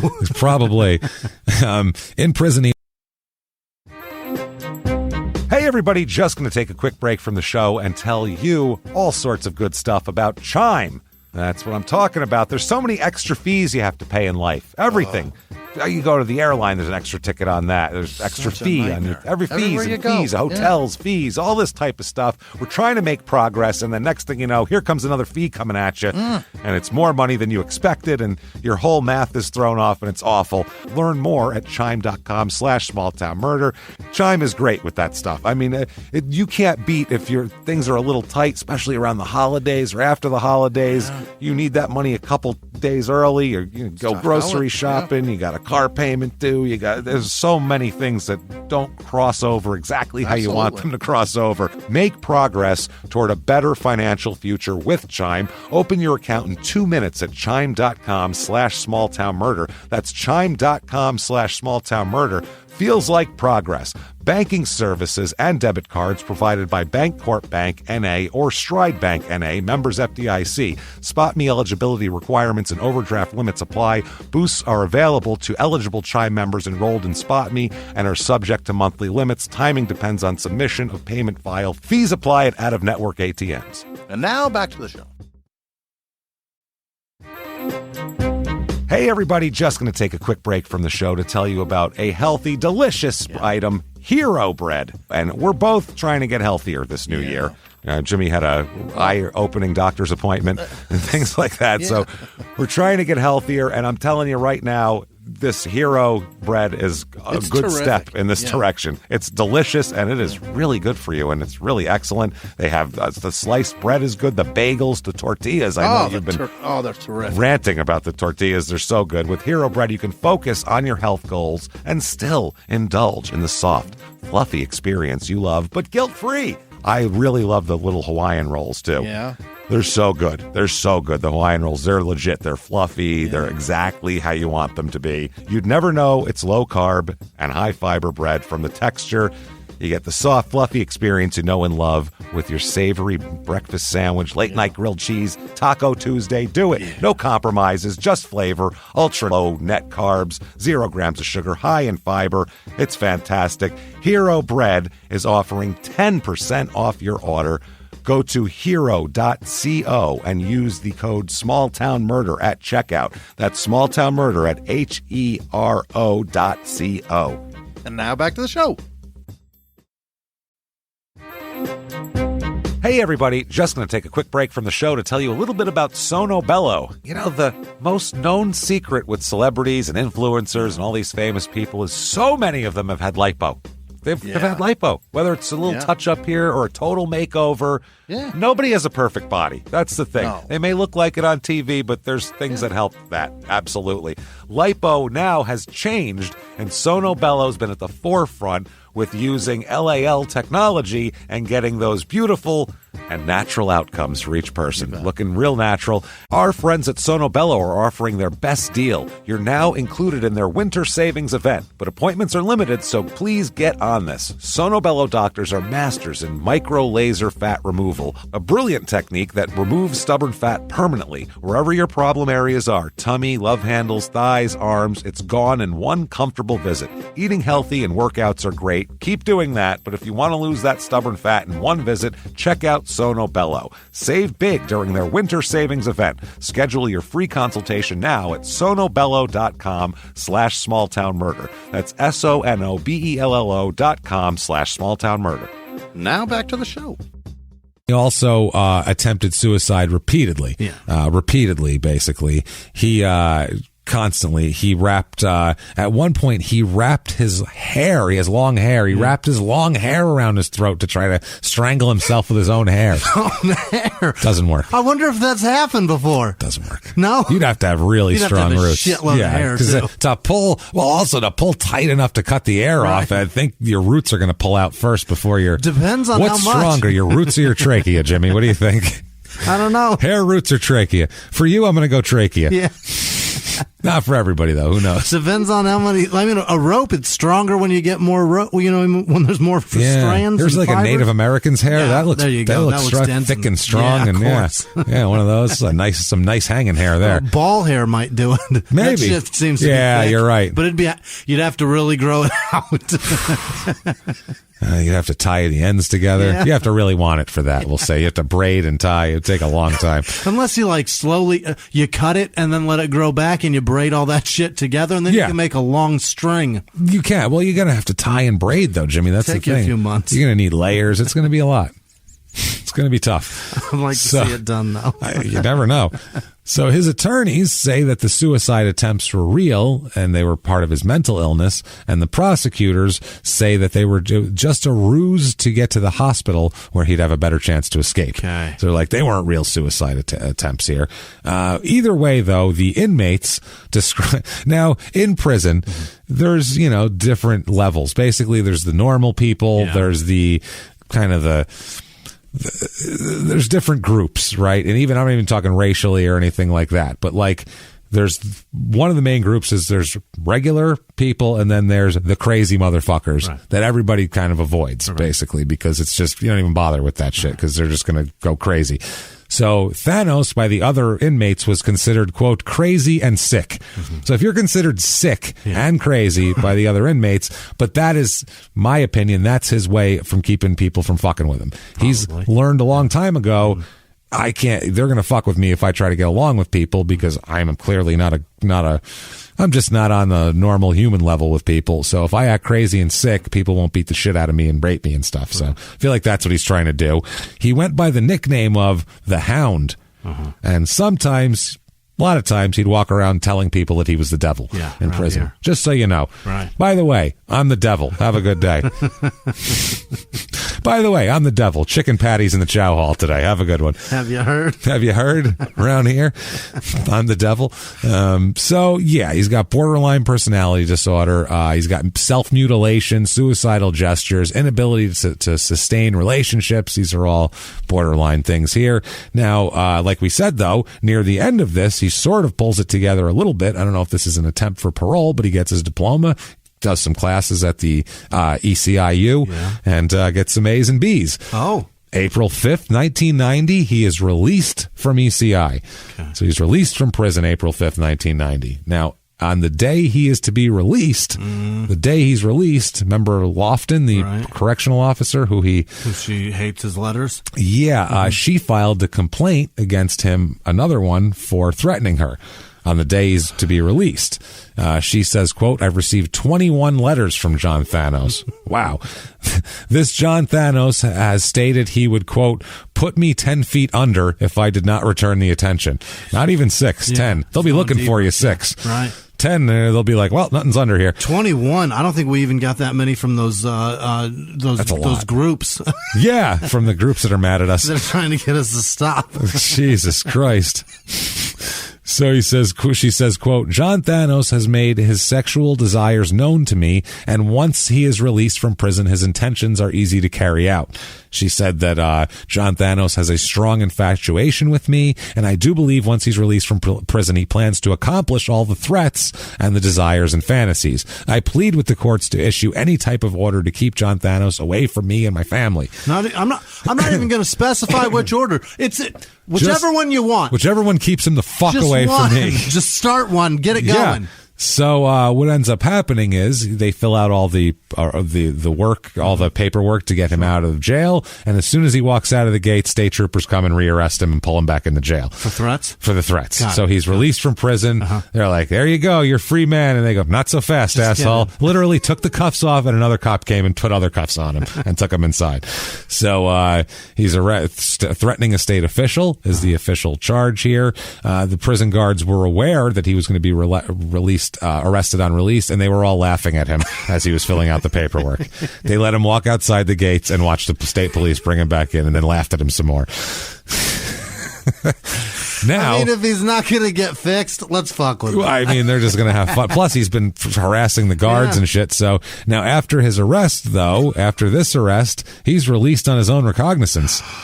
Oh, that's... now he's pissed, too. Right. Now he's super pissed. You just kicked the fucking anthill. Oh, yeah. What are you doing? Yep, and he is ordered to stay away from Lofton. That's it. He's ordered to stay away from it by the judge. But, I mean, that's not a...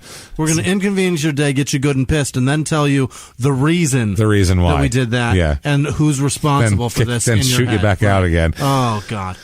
That's rough, man. So now, in the spring of 1990, he gets a job as a bricklayer.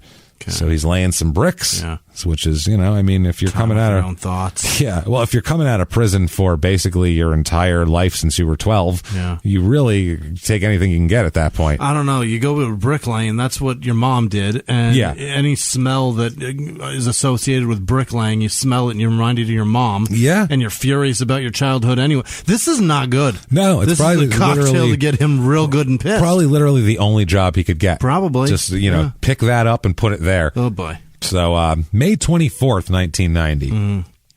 This is the court date for his threatening of the official. The case is indefinitely postponed on a motion from the state's attorney with the condition that Thanos report to a probation officer. Okay. So that's the thing. Like, okay, we'll let him out. He doesn't have to, we're going to delay the whole thing, but he's going to have to check in with somebody, and like they make a deal with him basically. Okay. This is the Somerset County Assistant State's Attorney. He says what we were trying to do was keep him away from the girl, and we thought that that this would accomplish that.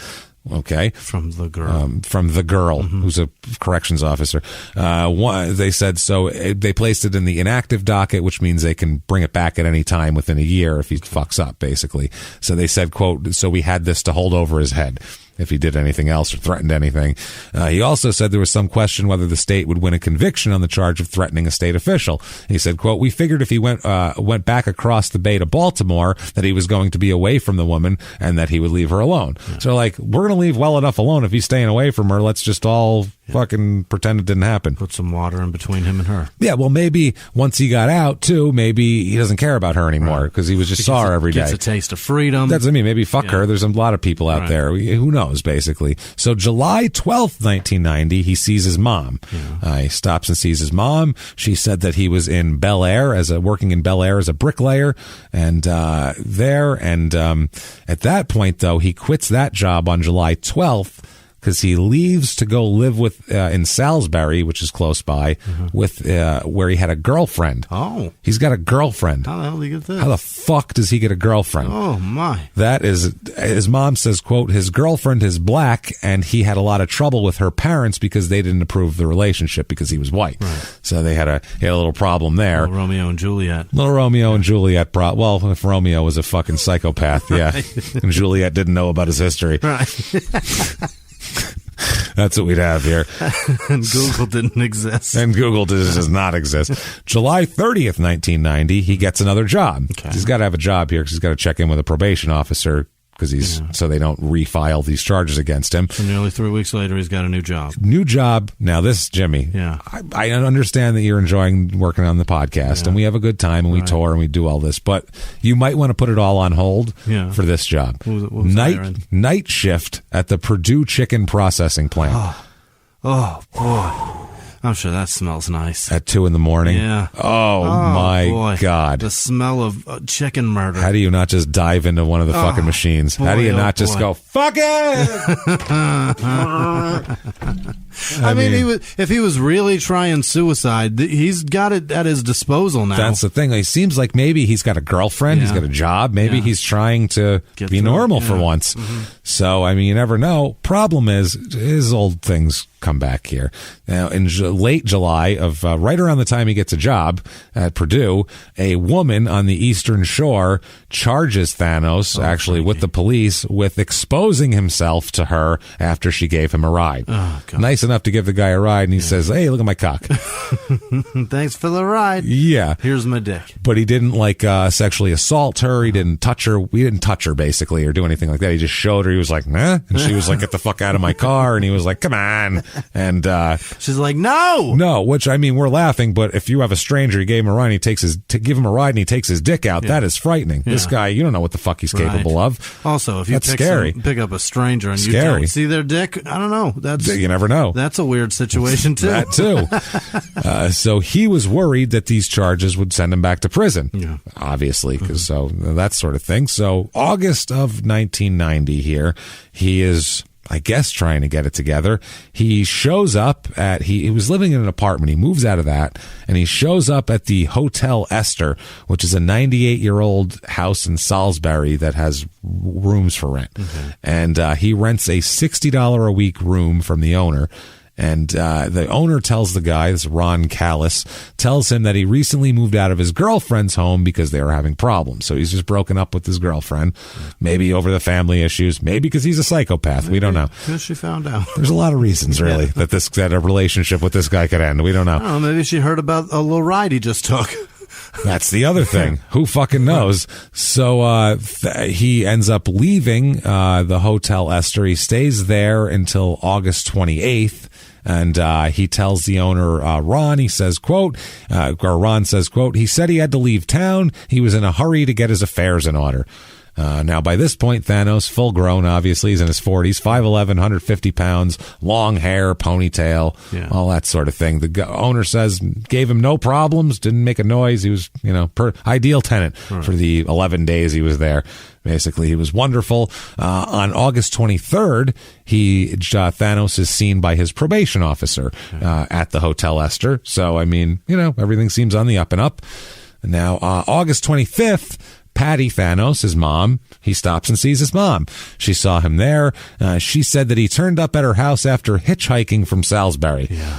Jesus Christ, he's just hitchhiking around, man, in 1990. I get that when you went to prison in 1965, hitchhiking was fine. Right. But by 1990, it was, let's just say it was out of fashion. It was an 8-track in terms of transportation. Yeah, oh, fuck, Jesus, it was awesome.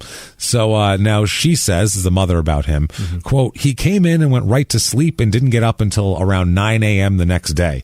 Jesus Christ. Over breakfast, she said she noticed something different about his face. She said, quote, his jaw was sort of crooked. And she said, quote, he told me he'd been hit by a car a few days earlier in Salisbury.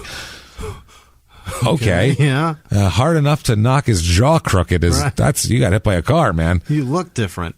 Wow, that's hit pretty hard. Yeah. After breakfast, she said she drove him to the Trailways bus terminal on Rossville Boulevard across from the Golden Ring Mall, where he took a noon bus headed for Salisbury. She says, quote, we got along pretty good while he was in my house, and said he was doing okay at a Purdue processing plant in Salisbury. She says, then she said he called her the next day from Salisbury and was a completely different person. She said, quote, he talked like he was crazy and said he was going to buy an assault rifle and have a shootout with the police. Oh, Lord. So he went from thanks for the ride, Mom, everything's great at Purdue, to fuck everybody in one day. Don't know what happened there. She said that, she tried to talk him out of it, and he threatened to kill her. So he said, I'll fucking kill you too. I'll add you to the list. So after that, she called the state police and told them that her son was, threatening to shoot police officers and her. Yeah. And he's a little out there. And I believe him. Yeah. Might want to keep an eye out for. I have a psychiatrist report that said he makes threats that should be taken very seriously. Right. So, the police, though, Patty says, quote, they said nothing could be done because he hadn't done anything to be arrested for. Mm-hmm. I guess he's just talking shit, but I mean, threats of murder that's something, I think. At least a restraining order. At least go ask him if he's serious. Yeah, right. Talk, shake him up a little bit. Stop him and ask a question or two. Nothing. Now, she said that she didn't hear anything more until a few days later when his girlfriend called her when she was about to walk out of the door to her factory job. Now, we'll talk about why the girlfriend called her. We'll talk about his next few days, his end of August. August 27th, he quits his job at Purdue. Yeah. He quits his job. Yeah, this is the day before he moves out of the Hotel Esther. Yeah. Quits his job. He's a packer on the night shift there, by the way. Whew, man. He apparently abruptly quits his job, too. Just walks out, says, I'm done. Moves out of the apartment house, does everything. August 29th, he cashes his paycheck from Purdue. Mm-hmm. and uses it to buy a .22 caliber semi-automatic rifle from a gun shop in Salisbury.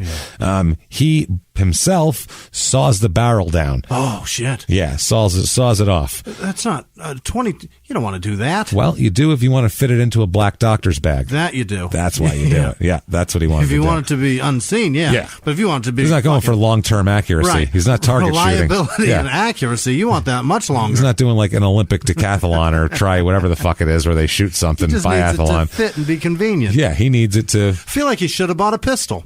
Would have been easier. I don't know. This is probably cheap. 22 caliber rifle. You know, $200. Yeah, it might have been cheap. Now, Jesus Christ, it's at this point on the 29th. Oh boy, this is fucking crazy. August 29th. This is August 29th. He's got the gun. He gets a cab. Okay, the cab driver's a guy named Milton Marcy in Salisbury here. Now, basically, they're just driving along, and Marcy says he remembers he was a nervous-looking man, Thanos was, who smelled of aftershave. You could smell like Aqua Velva on him, pretty strong. Said he got into his cab at about 11:15 and asked to be taken out to a remote destination, which is never good for a cab driver. The cab driver says, I get there. The guy was digging for $5, or what I thought that's what he was digging for, but he said instead... he opened up his black doctor's bag and whipped out his rifle, and he tells Thanos tells Marcy to disconnect the two-way radio, and pulled out, had his gun. By the way, his gun he had all wrapped in duct tape. Okay. For some reason. Because that looks scarier. Because it looks cool or better grip. I don't fucking know. I don't know. Maybe he sawed the barrel off. Maybe he took some other shit off of it. Yeah. Oh, shit. I got to put that back on. Oh, it needs that. It doesn't fit anymore. I can't saw the trigger off. It doesn't work the same. Shit. All right. So basically what he does here, Thanos takes Marcy's fare money, which was $66, what he had in his little lockbox there, and told him to drive on. Told him keep driving with them in the car. Tells him to park about a quarter of a mile away. They park, and he tells him to stop, and Thanos tells Marcy to stop and hand over the keys to the cab, okay? Now, at this point, Thanos tells Marcy to get in the trunk. Get in the fucking trunk. And Marcy doesn't want to. Yeah. Says, no, I don't want to get in the fucking trunk. Nobody ever gets out of the trunk. Yeah, that's bad. Right. You usually don't. You're not in the trunk just to hang out. No. You don't have like hors d'oeuvres in there for me, or like... That's the end spot. Oh, what do you have? Oh, cocktails. Yeah. Lovely. That's never in there. So nobody goes, I had the best night. First, I got in the trunk. God. First, I was forced into a trunk at gunpoint. Right. Unbelievable. Best trunk I've ever been in. That's always the beginning of the worst story. Yeah, it's where people are found many times on our show. He said, though, that Thanos snapped at him and got very mad, and he says, if you don't stop all this nonsense, I'm going to blow you away. That's what he tells Marcy. So Marcy says, all right. I guess I get in the trunk? If he's going to shoot me in the trunk or out of the trunk, I guess I'll stay alive another minute. At least I should lay down. Fuck it. Yeah, might as well. So Marcy got in and basically closed the trunk, and the guy drove away with him in the trunk.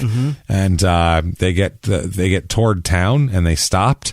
And basically, Marcy said that Thanos, quote, he taps on the trunk and says, "You'll be all right."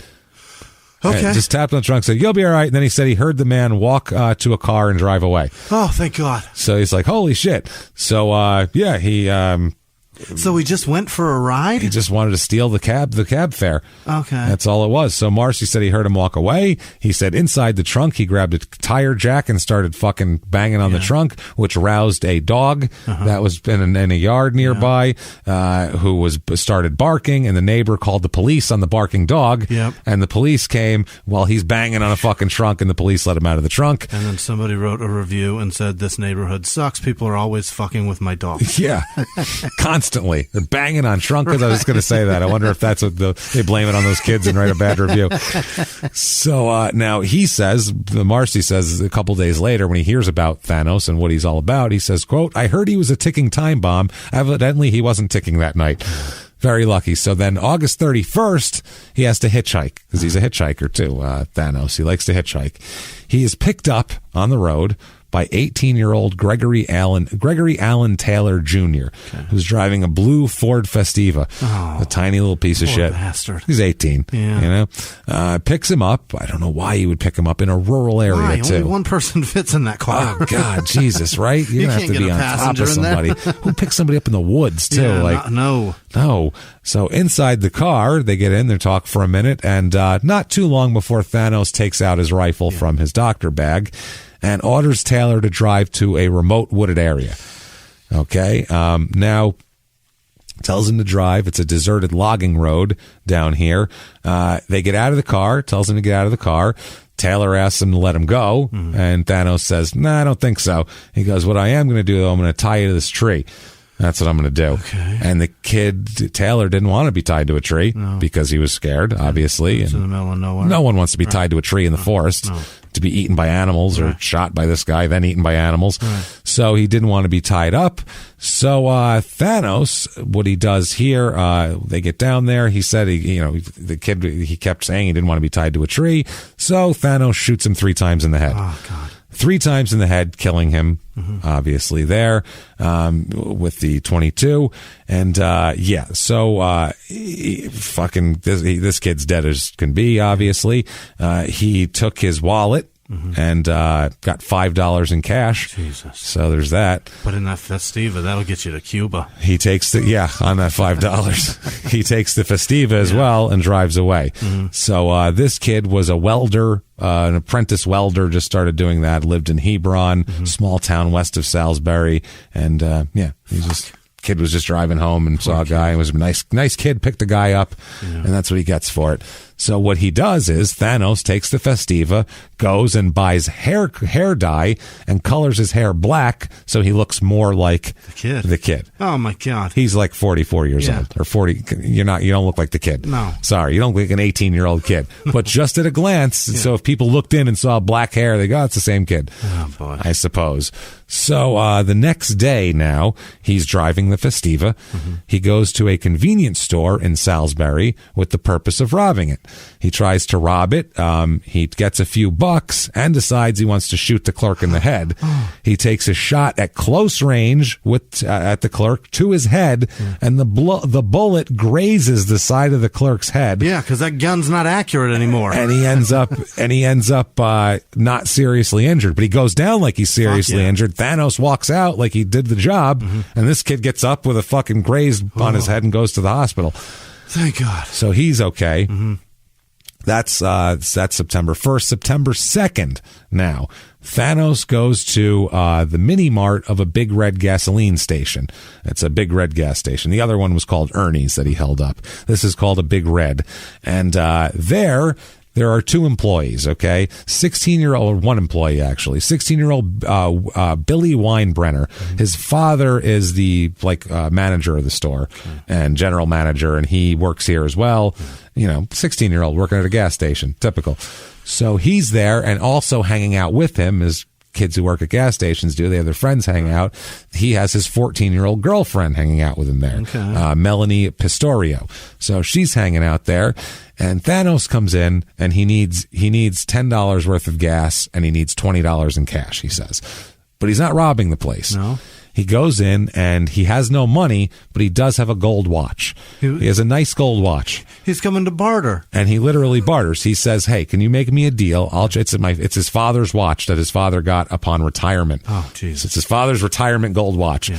He says, "I will trade you my watch for $10 in gas and $20 in cash. And then under the terms of this deal, he could get the watch back by coming back and giving them $60. No, this isn't a pawn shop. This is a gas station. But that's the deal he's making with these kids. I'll give you 60. You give me half now, and then I'll pay you double, and you give me my watch back. That's the deal. Okay. And the kids go, "All right, fuck it." Yeah. So they take the watch. They give him $20. They give him $10 worth of gas.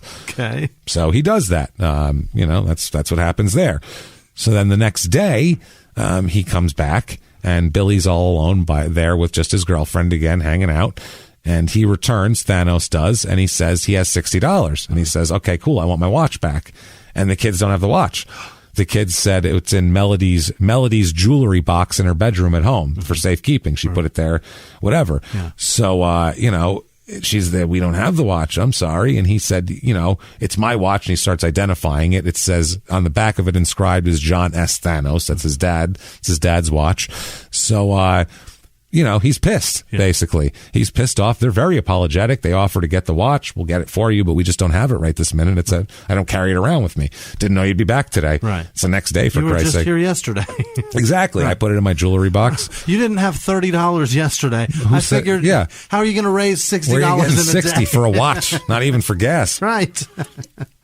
So Thanos, at this point, pulls his gun out from his bag and orders Billy to fill the bag with cash. Oh, boy. Fill my doctor's bag with cash. Billy and Melody are taking the money from the register and putting it in the bag, and they want no problems, no trouble from them. They're teenagers working at a gas station. Sure. No interest in being heroes here. So then Thanos shoots them each twice in the head. Oh, you dick. Yeah. Back of the head, by the way, for the one. You didn't even see it. Fucking coward. It was shooting Billy once in the back of the head and then another shot just to make sure, and shot Melody twice in the head. Okay. 14-year-old girl. You got to shoot them, obviously. I mean, they're very... You're never getting your watch back. No, I don't think so here. And also, that's a pretty good chunk of evidence sitting in her jewelry box. Right. Who her sister ends up finding and going, who the fuck is John S. Thanos? Oh, and boy. That helps the police a little bit here. Melody, they have a huge funeral for these kids, obviously. Melody has her funeral in Essex. 120 people come, including the local congressman and all this shit. I mean, it's bad. You don't want two teenagers being murdered while they're trying to work at a gas station. What the fuck's he up to, though? Thanos here.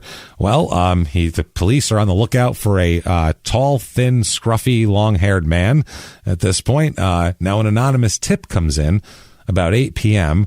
that leads Salisbury police to follow a car that is allegedly being driven by Thanos along US 13. Mm-hmm. All right. An officer in a patrol car chased a Ford Festiva, joined by a second police car. One car couldn't catch that thing? Well, they need backup because they know he's armed. So one guy on a bike could have caught the thing. Yeah. So the two cop cars pulled up near Thanos, just over the state line at the town of Delmar, which is on the Maryland-Delaware border here. Mm-hmm. So basically, this is according to a Sergeant Charles McKinney of the police department here. He stopped his car, Thanos did, and the Salisbury officers set up what they call a felony-style roadblock, which is when they're going to come out guns blazing and tell you to get out and get on your hands and get on your face and all that shit. With one police car behind his car and the other pulling up beside it, they're doing all of that, which is not procedure now at all. But anyway, Thanos opened up the driver's side window, like someone would do when they're getting pulled over. But instead, he fires from his rifle. He just starts bucking shots off. It's a clip-loaded one, too. It's got a lot of bullets, and he just starts fucking spraying police cars. I mean, he riddles both cars with bullets. Doesn't hit one cop. Doesn't hit anybody. Yeah. But, I mean, pop, pop, pop, pop, pop. He's spraying shots everywhere. They all stop for a minute. The cops are hiding, and then Thanos fucking takes off. Yeah. He speeds away. The police said... I love picturing a Festiva going fast. It goes fast, turns away. He actually loses the cops for a minute. Really? He actually loses them. Okay. Then he ditches his car in the woods. This is how he lost him. He ditched his car in the woods near Route 454A and flagged down another car, a guy named Edward Mason, who is actually a resident of Laurel, Delaware, which I think we did as a town. Maybe. So he's driving a black Chevy Beretta. Remember those Berettas from back then with that big stupid tail light? It was flat, all ugly, the way across. Big wraparound job. Fender to fender. Ugly as fuck. And into the fender. Yeah. So this guy stops and picks him up. Now Thanos jumps into the back seat of the Beretta and tells the guy, drive north. Mm-hmm. So, by the way, he whips his gun out as well. Of course. Drive north. Thanos orders him to stop at a Wendy's. Yeah. It's for, hamburger place here in Smyrna, Delaware, which is 50 miles north of where this whole thing started. Jesus. And the police tail him to the restaurant where now a shootout occurs in the Wendy's parking lot. Awesome. So now there are... I'm just trying to get chili, Big man. Bacon Classic and nuggets are flying everywhere and fucking cups of bad chili It's a mess. That chili is so rad, and I know it's disgusting. No, it's the scrapings. I know those kids do terrible things to it, and I eat it. I don't care. Fine. Whatever. Thank you for your spit and whatever the fuck else you put in that shit. It's delicious. Fucking... dead insect carcasses. There's no way that they don't fuck with that. Oh, it's fucked. It's the burnt scrapings from the day before. But hey, what are you going to do? So a Smyrna area resident who stopped at Wendy's for a Frosty here, a man named Richard Messick. I mean, this poor bastard's eating a Frosty. Next thing you know, there's bullets flying everywhere. He says, quote, "They shot so many times so fast, I didn't know what happened. Thanos shoots until he finally runs out of ammunition." Nobody's hit. No. That's a lot of They're shots. shooting at him. He's shooting at him. The only person that is even slightly wounded is the driver of the Beretta is wounded in the finger. Oh, a bullet grazed his finger. That's what happened. It's the only injury in this entire shootout in a public place in a fast food parking lot. Somehow no one's injured. It's fucked up, man. That guy ate his whole fries and Frosty. Jamming it. Fucking stuffing it in his face. So he surrenders at that point to the police. He's like, all right, I give up. Got no more bullets there. And it's fucking wild. So he waives extradition and he's returned to Maryland. And what he does is he's going to confess here and he's going to lead people. We'll talk about it. So he says that they asked him what the hell happened, and he says, quote, that he just killed and that's all, because he was, quote, pissed off at the world. That's what he says. And then they said, are you sorry? And he says, quote, "It's not my responsibility to be sorry." That's what he shouts to the press as he's being led away by handcuffs. And then he says, quote, "The system didn't treat me fair." That's fine, but you don't have to shoot teenagers in the head. I think it treated you plenty fair. There's no reason in the world you should be out of jail at the moment. Yeah, I don't also think, well, we'll talk about that because he actually shouldn't be. Yeah. But I don't think it was fair to be thrown into adult prison at 15, being 120 pounds and being raped by adults. Correct. That's not fair. Yeah. A lot of that wasn't fair, but we're well past that now. That shit was 25 years ago. Yeah. These kids weren't even born yet, and now they're dead. Right. So, I mean, it's one of those where you're like, we'll talk about it. If you feel bad for him, you won't soon. Trust me. It's okay. So his mother gets interviewed. Patty's back. Yeah. Patty's back. Right. She gets interviewed by a newspaper here, and she said that, quote, "He said to me, 'I want to kill in order to be killed.' He said that he was getting too old and he didn't have the guts to kill himself, so he was going to have a shootout with the police." Yeah. That's what he told his mom. He got his wish, only, what the fuck? Didn't work. Stand up, fucker. Didn't work. Stop hiding. So now they get him in, and they want a confession, and he goes, "No problem. Yeah. I'll tell you exactly what the fuck I did." They said, "Why'd you not shoot the cab driver?" Right. And he said, quote, "I guess it was a lapse of good sense." That's his answer to that. Lapse of good sense. Guess I should have shot him. Wouldn't have another witness against me, huh? Yeah, That's what was his thing. This is a videotape confession. They had the department had just set up videotape areas in the confession rooms like 2 months before. So this is like the first big videotape confession they get here in the state of Maryland. So he admits to shooting Gregory Taylor Jr. He smokes a cigarette and calmly just here's what it is. He also, by the way, would stop during his confession to bitch that the cops didn't shoot better. What? Like, if you fucking guys were better shots, I wouldn't have to be sitting here with you assholes right now. Yeah. Jesus Christ. How many times did someone have to shoot at you for you to fucking kill them? Also, if you were a better shot, we wouldn't be sitting here. Yeah, either way. But he's like, you guys suck. He was like making fun of them, telling them they suck. You guys suck. You shoot like shit. You guys are as bad as I am. Yeah. And I'm not even trained in this shit. Yeah, so they said, well, why were you robbing shit if you wanted to die? And he said, quote, "I just wanted the basics to keep me alive so I could kill until they could kill me." He said, "And goddamn, I'm still alive and now I'm in pain." Mm-hmm. So he's pissed off. He admitted everything. He also leads detectives to Taylor's body out in the woods off the highway because, parents kind of wanted to fucking bury the poor kid here.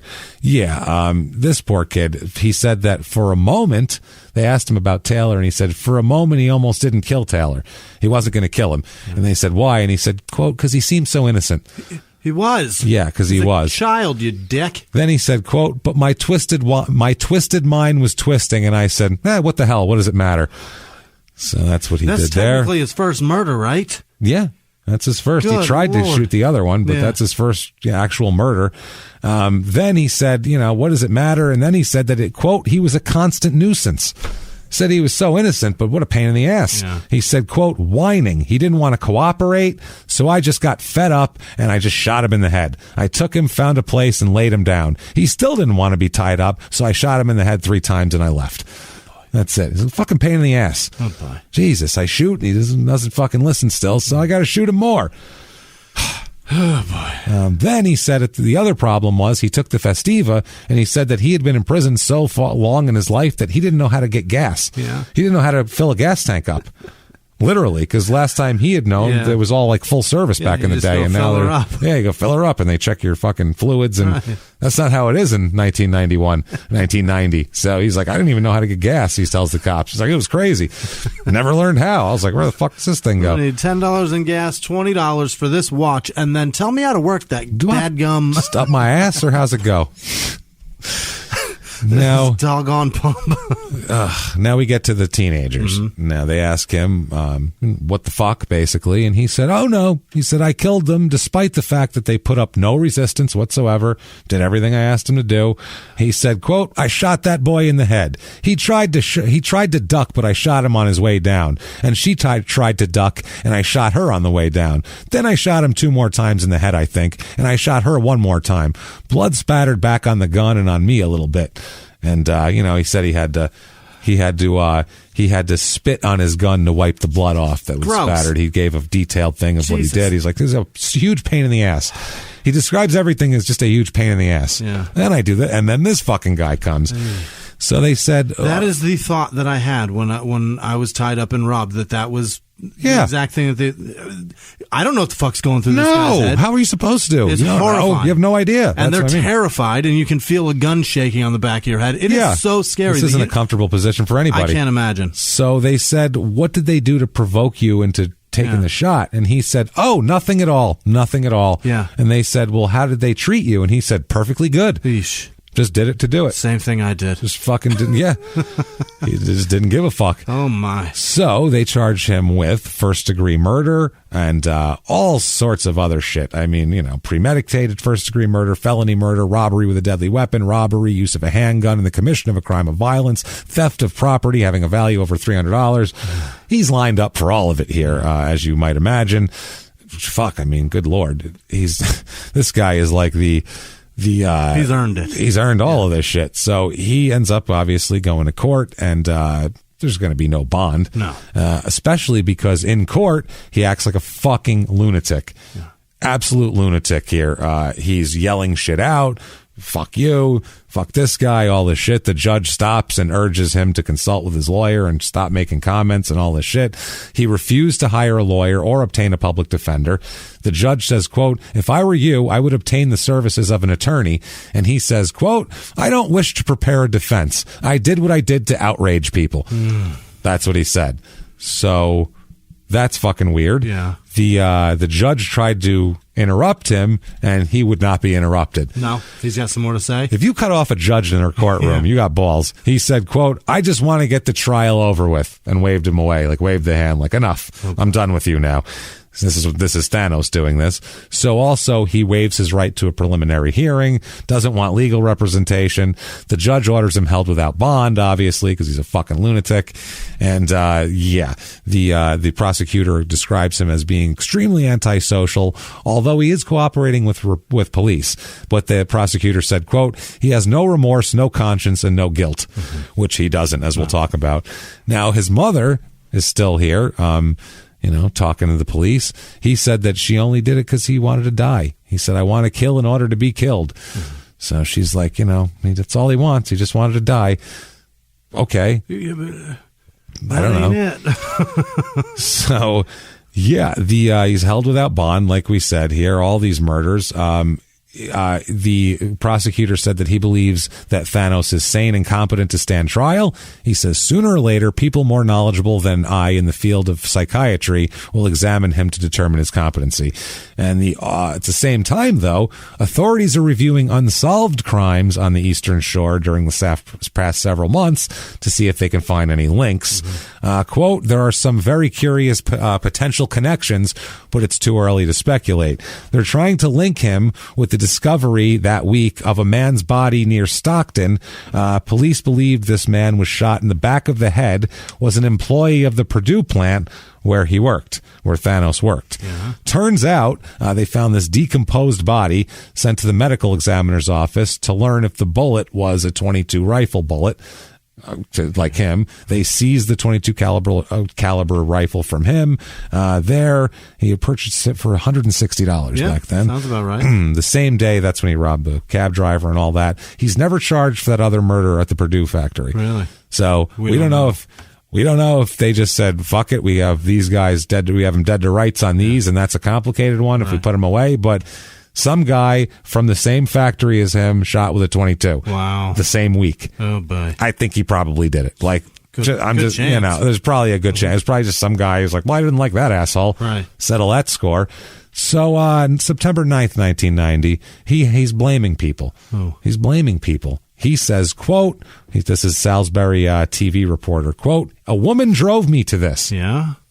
The reporter said, who? Yeah. He said, Rose Lofton. Is that That's the correction officer who he threatened and wrote letters to. She didn't even do anything. No, she did fucking nothing. That's who he blames, though. He blames his week-long crime spree, saying that she has been the object of his romantic obsession. He said that he was pissed. He said that she drove him to committing the crimes. That's what it was. She drove him to it. She said, quote, in his mind, I'm his girlfriend, but according to anything else, I'm not. Now, even when he's arrested, he lists her address as his home address. When he's arrested for the murder, he lists Rose Lofton's address as his home address. That's horrible. Yeah, that's not even fucking... That's just crazy. It's not reality, but even worse, like, she has to be petrified of this fucking guy. Did you think this case was he's going to kill her, is what it seemed like, you know? It's for sure on the way. He never got there, so... The other problem is they find out that Thanos, on October 7th, they find this out, Thanos was released 18 months early from prison by mistake of... no way. By mistake of math. Yeah. What? His good behavior time was miscalculated. And he had a robbery, and there was multiple charges, and for those charges, they did the math wrong, and they ended up releasing him 18 months early. Whoever is calculating that should be a CPA. That person should be amazing at math. I think it's pretty simple math, too. And an employee here, John O'Donnell, he's the one who did it, and he is suspended, and they make a fucking example out of this guy here. He said that he's being used in a cover-up of the state's mishandling. He said, I didn't do shit. Fucking nothing. They just go, hey, John, how much time does he serve? This much. All right, cool. Yeah. Nobody checks that? He said Thanos was released in accordance with the Division of Correction procedure and policy, that anyone who disagrees with that statement is either extremely misinformed or they're lying. And then they said it's his job. It's his job to give me advice. I made the phone call and the inquiry, and he concurred, because he's talking about he sought approval on the case from the chief of classification for the Division of Correction. Okay. And he said he was told by that. The release was approved by ECI, assistant warden. The warden doesn't check? Yep. Now this guy says, I'm outraged and devastated. I'm the villain that released Thanos, but the release policy was properly applied, and two of the best people who work in this area in the Division of Correction, myself and Warren Sparrow, were included in this release. He says, but it turns out he was released. Yeah. They miscalculated the Those good time. people's checkbooks are a mess. You can't bounce even checks constantly. Fuck, I mean, dickheads. Don't keep the crazy guy in here 18 months. Fuck. So 1991 in June, there's a change of venue. The trial is moved from Baltimore County, because there's a lot of publicity when you kill teenagers. Here, it's moved over to, where is it moved here? Garrett County. Mm-hmm. It's moved to Garrett County. There's going to be two trials. Oh. One for the Taylor murder, the 18-year-old kid, and then a separate trial for the two teens. Got it. Those are separate. Okay. Yeah, because there's two different locations, the way they're doing it. So January 24th, 1992. This is trial for the teenagers here. Now, he concedes his role in the killings, that he definitely did it. Yeah. He refused to let his appointed attorney cross-examine any of the state's witnesses, and presented no witnesses or evidence of his own. As a matter of fact... Bold strategy. Matter of fact, he requested that he could be absent from the trial. He said, quote, I know I will become disruptive and hurt my defense. Yeah. And second, he also says that, this was a thing in court. In court this is one of these things. He's very just flippant in court. Thanos asked the judge whether the judge could have his secretary write down written findings. The judge says, like, I have to write down these written findings when I have things like that. And he said, well, can't you have your secretary do it? And the judge responded, it has to be me. And Thanos said, man, that sucks. What an inconvenience. Yeah, the judge is like, what? Can you just kill her? You're an asshole. Yeah, can't you just shoot her in the face? I mean, that's easy. Jesus. So the verdict comes in January 24th here, 1992. He is guilty of first-degree murder of the two teenagers. Like we said, he presented no evidence of his own. 2 counts of first-degree murder, both premeditated and felony, by the way. 2 counts of robbery with a deadly weapon, and 1 count of use in a handgun in the commission of a felony. And we are going for the death penalty on this fella here. He's going to get it. Oh, he's going to make sure. We'll find out here. We're going to kill you instead. He moves to the penalty phase. Now, during this phase, the judge admitted into evidence under seal for the sentencing jury's consideration a redacted version of his pre-sentence report. Somehow it had something in there that shouldn't have been seen by the jury, and it was a violation of his Miranda rights. And so so on January 30th, 1992, the circuit court declares a mistrial in the penalty phase. So they have to do it again, which is fine. Now, March 1992 is the trial for Taylor, Greg Taylor, but he waives the trial by jury and jury sentencing because he's already fucked. Just wants the judge. He just says, do whatever you want. Fuck, I don't even need a trial. Just tell me I'm fucking guilty and send me away. Fuck, I'm done. Doesn't care. So June 1992 is his sentencing here. Now, this is fucking wild. This is in front of the judge. There's no jury. He does offer mitigation. He offers 4 witnesses in mitigation, or I should say his attorney does, because he doesn't want any mitigation. He doesn't care. He says, fucking give me the death penalty, is what he's saying over and over. Kill me. That's what I was trying to get. Yep. He puts up a psychiatric social worker, a psychiatrist, and a psychologist who are all familiar with his background, his psychiatric history, and also a corrections official who knew his history of institutional placements. The psychiatric witness established that he came from an extremely dysfunctional family, testified that his father had a history of mental illness, regularly abused them, had sex with the sister in the same fucking bed with him, punched him in the scrotum. The whole, sat on his head, the whole deal. They also testified that the father had a history of mental illness, and that could possibly happen as well. That the father sexually abused the daughter, that he was incarcerated for auto theft, and that inmates sodomized him, and that they gave all the mitigating shit you could want. They said that he was in prison basically between 1968 and 1990. He was out of prison for like 3 months. So he's just a fucking disaster. He's a pathetic wretch, basically, and you spare him, is what they're saying. The prosecutor says about him, this is Sandra A. O'Connor, who hopes that people confuse her with Sandra Day O'Connor. That's her name. She's a Baltimore County State's attorney for like 30 years. She says, quote, you have nothing at all that's redeeming. In my 26 years of prosecuting in Baltimore and Baltimore County, I don't know if I can think of a greater threat to society than him if he were to escape. I can't disagree with her. Right. Yeah. If he escapes, he is a fucking threat. Oh boy. I mean, you can't trust this guy as far as it goes. So then they ask him, do you have anything to say for yourself? Are you redeemable? Are you redeemable? Yeah. This is the time, by the way, in court when you're found guilty of murder and the judge is deciding whether to give you the death penalty or a fucking life in prison. This is the time when you say, I'm sorry.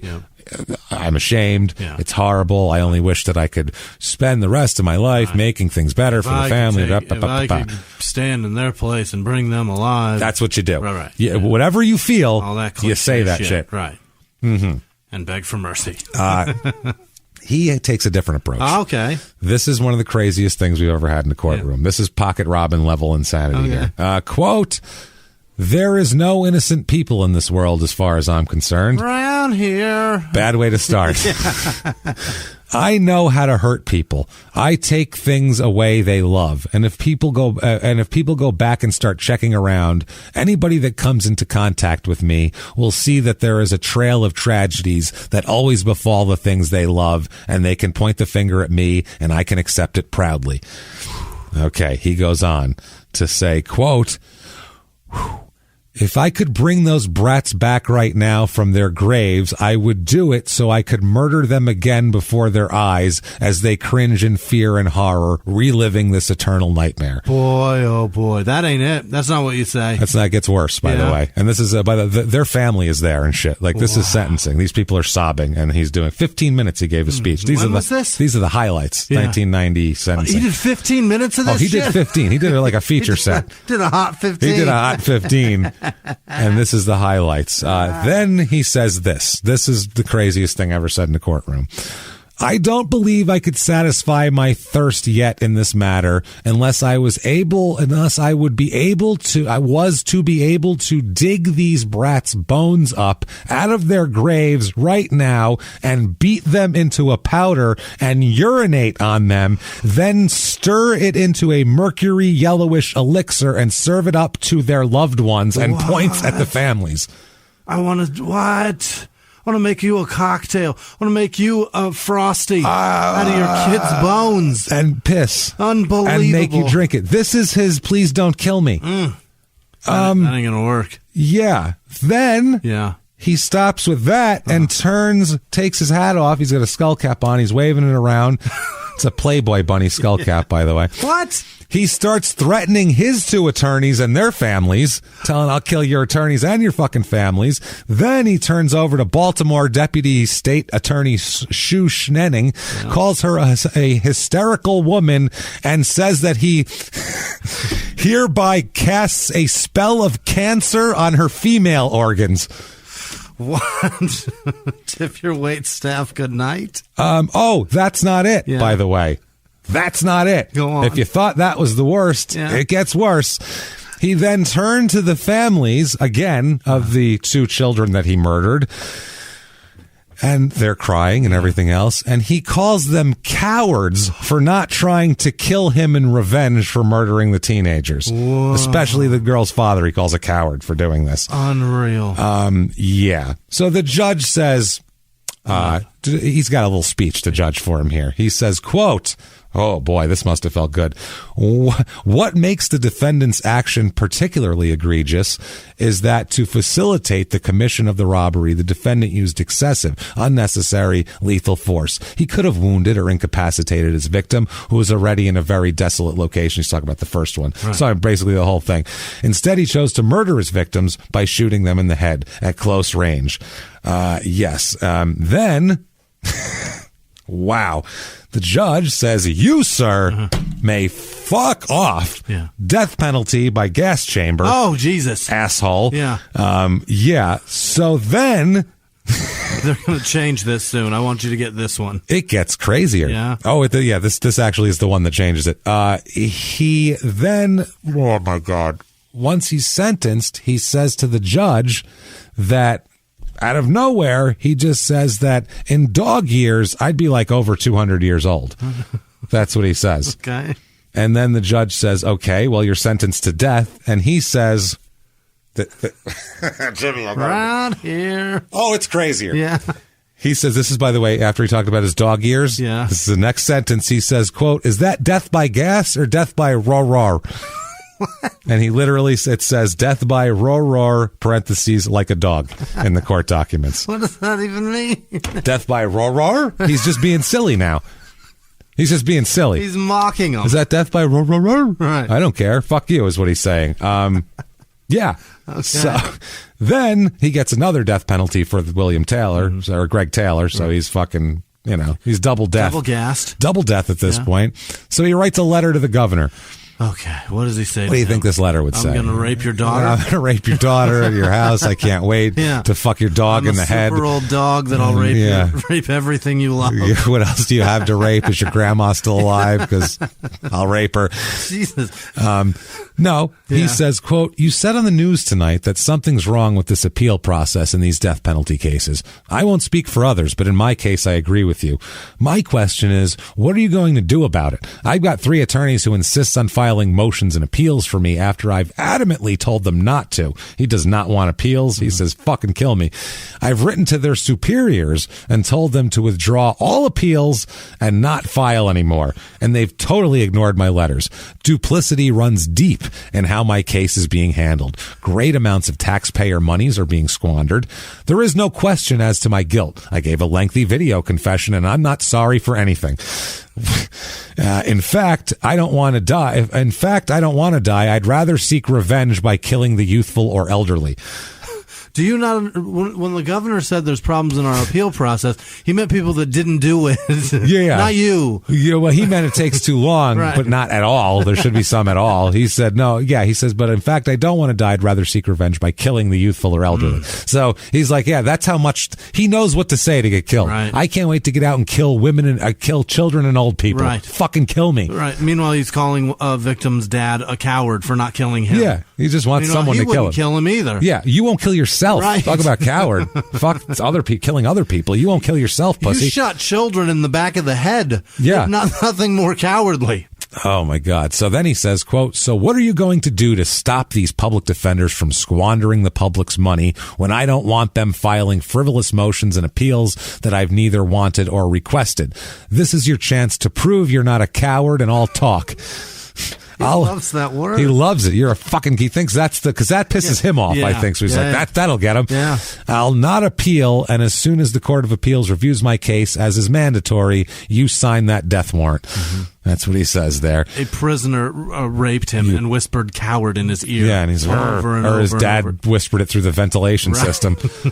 "Hey, I'm the devil, and you're a coward." So. 1993, this is an automatic stay of execution for a appeal. It's an automatic appeal. He is pissed, though. He just wants to get this the fuck over with. Yeah. He's mad that he can't waive the automatic 240-day stay of execution provided by Maryland law. He's like, why can't you just take me from the court, fucking kill me? Pussies. What the fuck? But lawyers involved in the case said the main issue will be with his competency.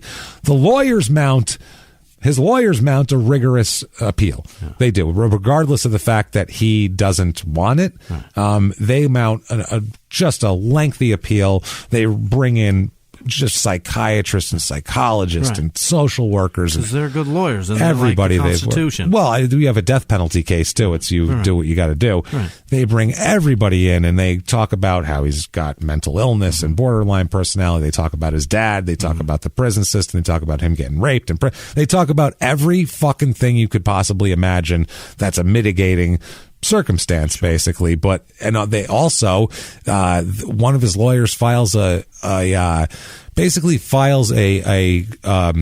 brief saying that the first lawyer was incompetent because it's crazy, because they didn't plead more for his insanity, regardless of the fact that he was shouting out in court and all of this. Why wouldn't that attorney go for more of an insanity plea if, as a defense, if, he's shouting out in court that he wants to kill the jury and shit like that, stuff like that. Long history of suicide attempts. And they said mental illness renders him incapable of making a rational choice.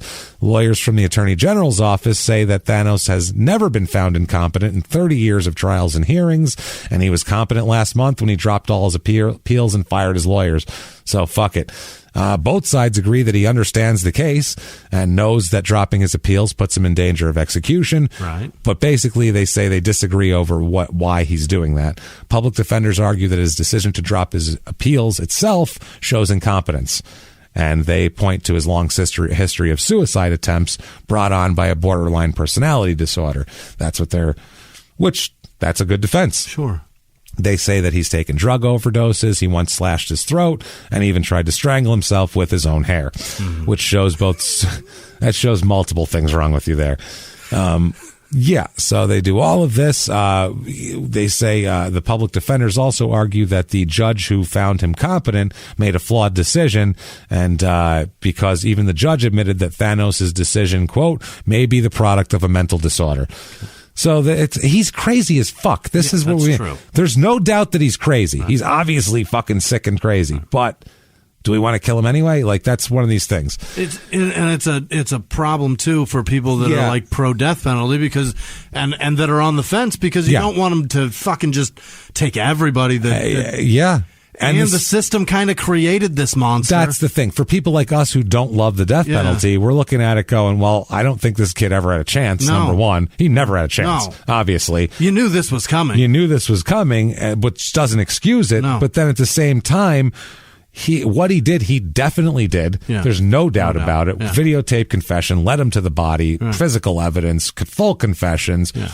Isn't sorry about it, isn't remorseful. I mean, like, the death penalty as written is written specifically, might as well be called the Thanos law. Right. Like, it's made for him, custom. Yeah. So it's just whether it should be done at all.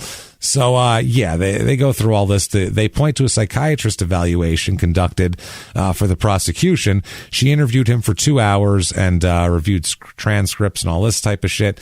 She said, from Mr. Thanos' viewpoint, he sees his legal condition as terminal. He sees very little benefit and very much discomfort with continuing the legal process, and so he's making his view a rational decision. To terminate his legal representation. So basically, this is a state-sponsored suicide attempt that you're helping. That's the state person here. Later, a letter complaining about efforts that people were making to save his life. He writes, quote, my anger dissolves rather quickly. I forgive practically, you might say, before the offense occurs. I don't carry that sort of baggage. Hate, though I mimic it expertly to shock one into a thought or to edify their foul spirit. So that's what they think of me. I'm going to let them think it of me, is what he's saying there.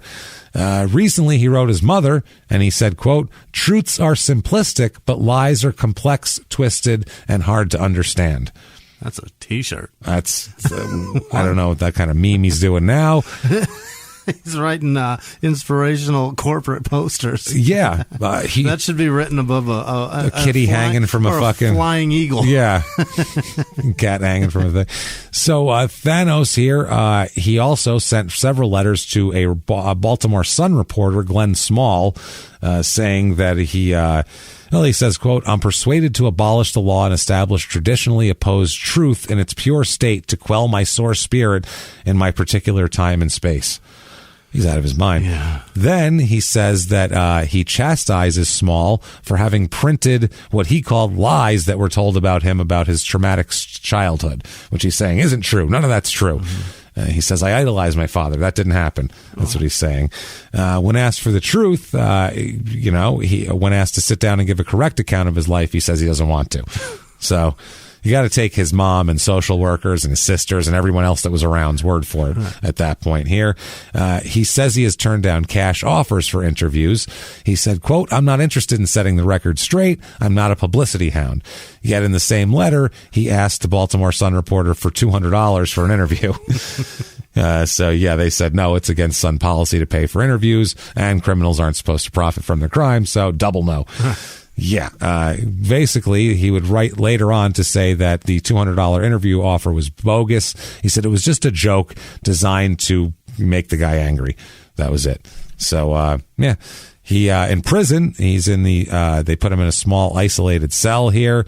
It's a supermax for this area, Maryland Correctional Adjustment Center. They said once he got there, he was entirely different. Of course. They described him as soft-spoken, kind, even gentle. People had long conversations with him. He wrote a lot about autonomy and control and how he did not want anyone to threaten his autonomy or take control away from him. Mm-hmm. If he was alive right now, he would not wear a mask for shit. He just would be, I won't do it. Now, I've been diagnosed with it, and I'll give it to everybody because it's my right. So, pre-execution here, because this is coming up pretty soon. That's his mandatory appeal, and he makes sure that doesn't go well, and that's it. He's not filing shit else. He refused to appeal the convictions and sentences. He says he accepted his fate. He says, quote, I did it. I was sentenced. I accept that. Okay. He's mad at his mother. He's telling his mother and his sister to stop trying to prove he's incompetent. He says that he had the choice of gas chamber or lethal injection, and he refused to choose, saying he had, quote, bowed out completely from the judicial process. I'm not a part of your You guys Rochambeau for this shit. That's right. I don't care. So, now, Director of Public Information for the Department of Public Safety and Correctional Services said, quote, I'm told for the record that Thanos is very much at peace with himself. He's not causing any problems whatsoever within the prison. He seems very much at peace with himself and his decision. There you go. Now, this is they had a newly remodeled lethal injection chamber alongside the gas chamber. The last time the gas chamber was used was in 1961. Wow. For That's rusty. Murder of Nathaniel Lipscomb, which was a murdering rapist. Mm-hmm. And the weird thing is, Maryland has a law passed in 1922 that the day and the time of an execution are not announced in advance. Really? Nope. They don't announce it to the public in advance. So they basically go, yeah, we executed that guy right now. Wow. And it's over with. That's it. At the time the law was passed, the death penalty was carried out at public hangings that were unruly spectacles. So they would do it so a crowd wouldn't gather. Right. So they'd be like, yeah, they tell the prisoner. Right. They just don't tell the public. Wow. It's not announced.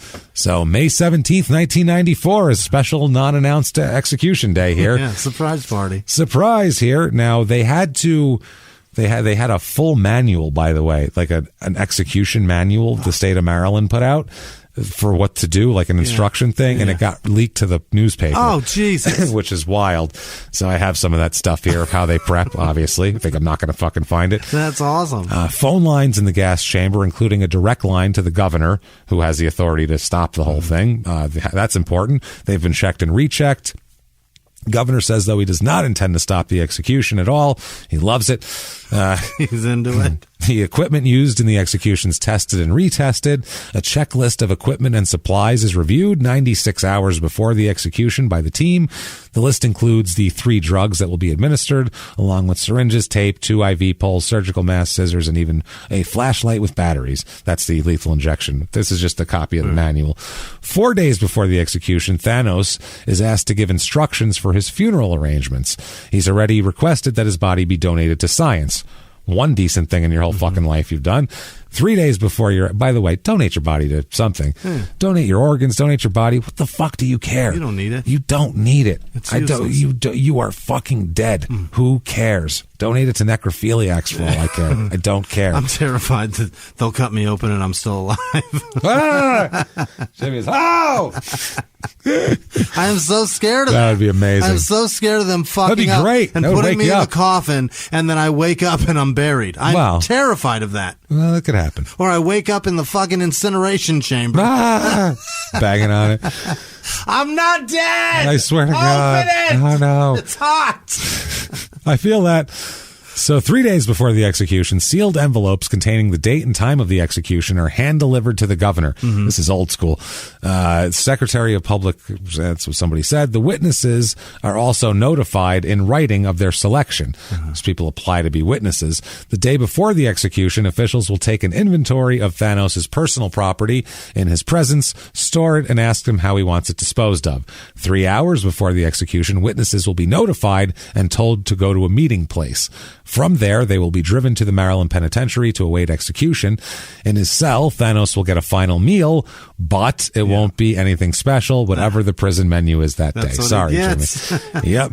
Thanos may choose to have a chaplain or a priest with him in the last few hours if he chooses so. As the execution nears, special guards will escort Thanos to the death chamber.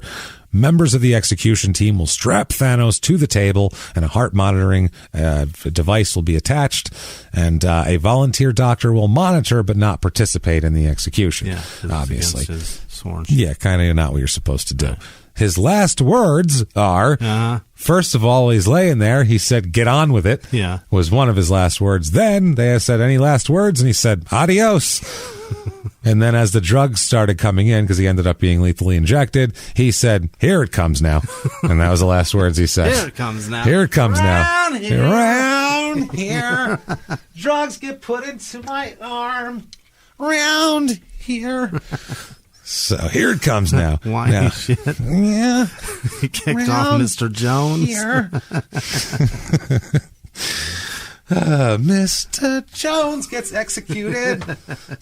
Drugs are flowing through his veins. And he said he doesn't like it. He said adios. Here it goes. Here it comes now. Here it comes now. So, that's a pretty good final word. It's not bad. Here it comes. There it comes. Oh, now. There I feel it. Hey. I am fading. That was quick. I want someone to go, ooh, that's the good stuff. That's what I want. That's what I love someone to say that. Somebody just go, fuck you. Yeah. So, I am not sad this guy's dead. I'm sorry. We are, like we said, we're not thrilled about the death penalty at all because we feel like it is unjustly given and doled out too easily. And there's a lot of innocent people that have been executed and they find out. And for that, we shouldn't execute anybody. But if you're going to execute anyone, someone who enthusiastically fucking tells you about his crimes and is 100% did it, this is the guy, I guess. And they were against this guy. Kids. It's not That's even, what I mean. This isn't even like he killed a guy in a drug deal. Right. He killed teenagers who were working at a fucking gas station. What an asshole. Horrible. So now neither Thanos' relatives nor those of the victims are allowed to attend. Really? Yeah, it's one of those. They're notified by phone of his death before it's announced publicly, though. No spite viewing. No spite viewing. Carl Weinbrenner, who is the father of Billy, said he was relieved that the execution had occurred. He says, quote, I just hope we'll have no more John Thanoses. Well, unfortunately not. There's a lot of them. Yeah, the execution was the 240th in the United States since 1976. They reinstated it, the Supreme Court. Now, in an interview here, the attorney, Snow Hill County attorney here, or Snow Hill attorney Randy Coates, who was the state's attorney for the Worcester County at the time, said that Thanos deserved his fate. He said, personally, I don't feel that strongly one way or the other about the death penalty, but if anybody on earth deserved to be put to death, it was John Thanos. He had no redeeming value as a human being. He was unique in his evil. That is something right there. Now, at that time, the gas chamber was the only means of execution, and Thanos agreed to a proposal by a lawyer of another prisoner sentenced to death to have his execution videotaped and data recorded in an attempt to raise evidence that death penalty is cruel and all that sort of shit here. So the because he was supposed to be executed by gas chamber. Right. And instead, he said, so he made a deal that they would videotape it and release all of his EEG medical data to show how horrible the gas chamber is. Right. So instead of doing that, the state of Maryland, the legislature, in January 94, passed a law saying that lethal injection is the only way to die. Because we don't want to show how bad the fucking gas chamber is. I'm sure that is a nightmare. It's fucking horrible. It's suffocate. It's gas. It's fucking. Do they even tie you down, or they just like throw you in a room and let you run around? No, they like tie you down. But like, watch the people. They're twisted, man. Yeah. They're being held against what their body is trying to do. It's a horrible thing. Gas chamber. It's fucking disgusting.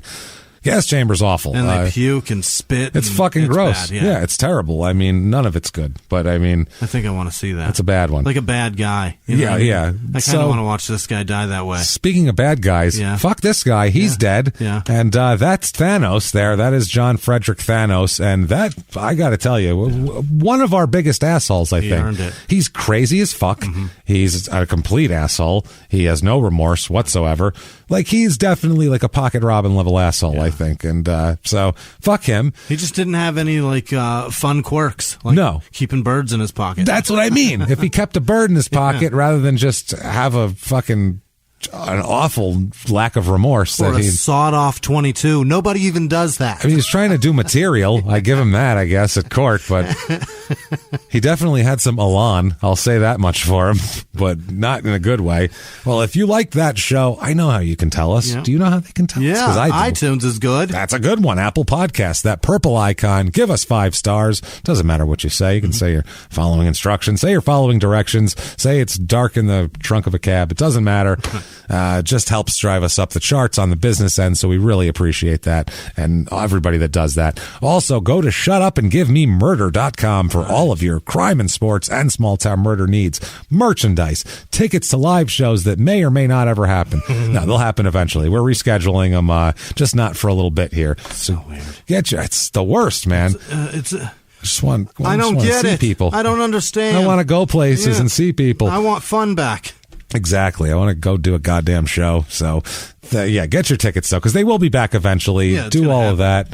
Check everything out. Check out Crime and Sports every Tuesday if you're not, because you're missing out hard if you're not. Mm-hmm. It's a golden age right now, too, of Crime and Sports. We've had wild episodes. Check those out. Also, every Friday, check out P.S. I Hate This Movie. Right. Have you been forced to watch bad movies, or have you watched bad movies, thought they were kind of shitty, and wanted to hear somebody talk bad about them? We're your people.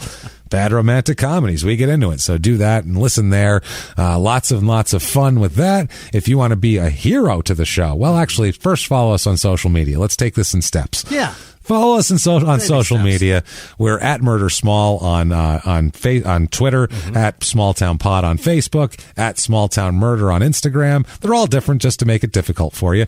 And so do all of that. And if you want to be a fucking hero, let's say, you want to have your name read in just a few minutes by Jimmie here and mispronounced and butchered horribly. You want to feel good about yourself as a producer. And then on top of that, you want to get tons and tons of extra show.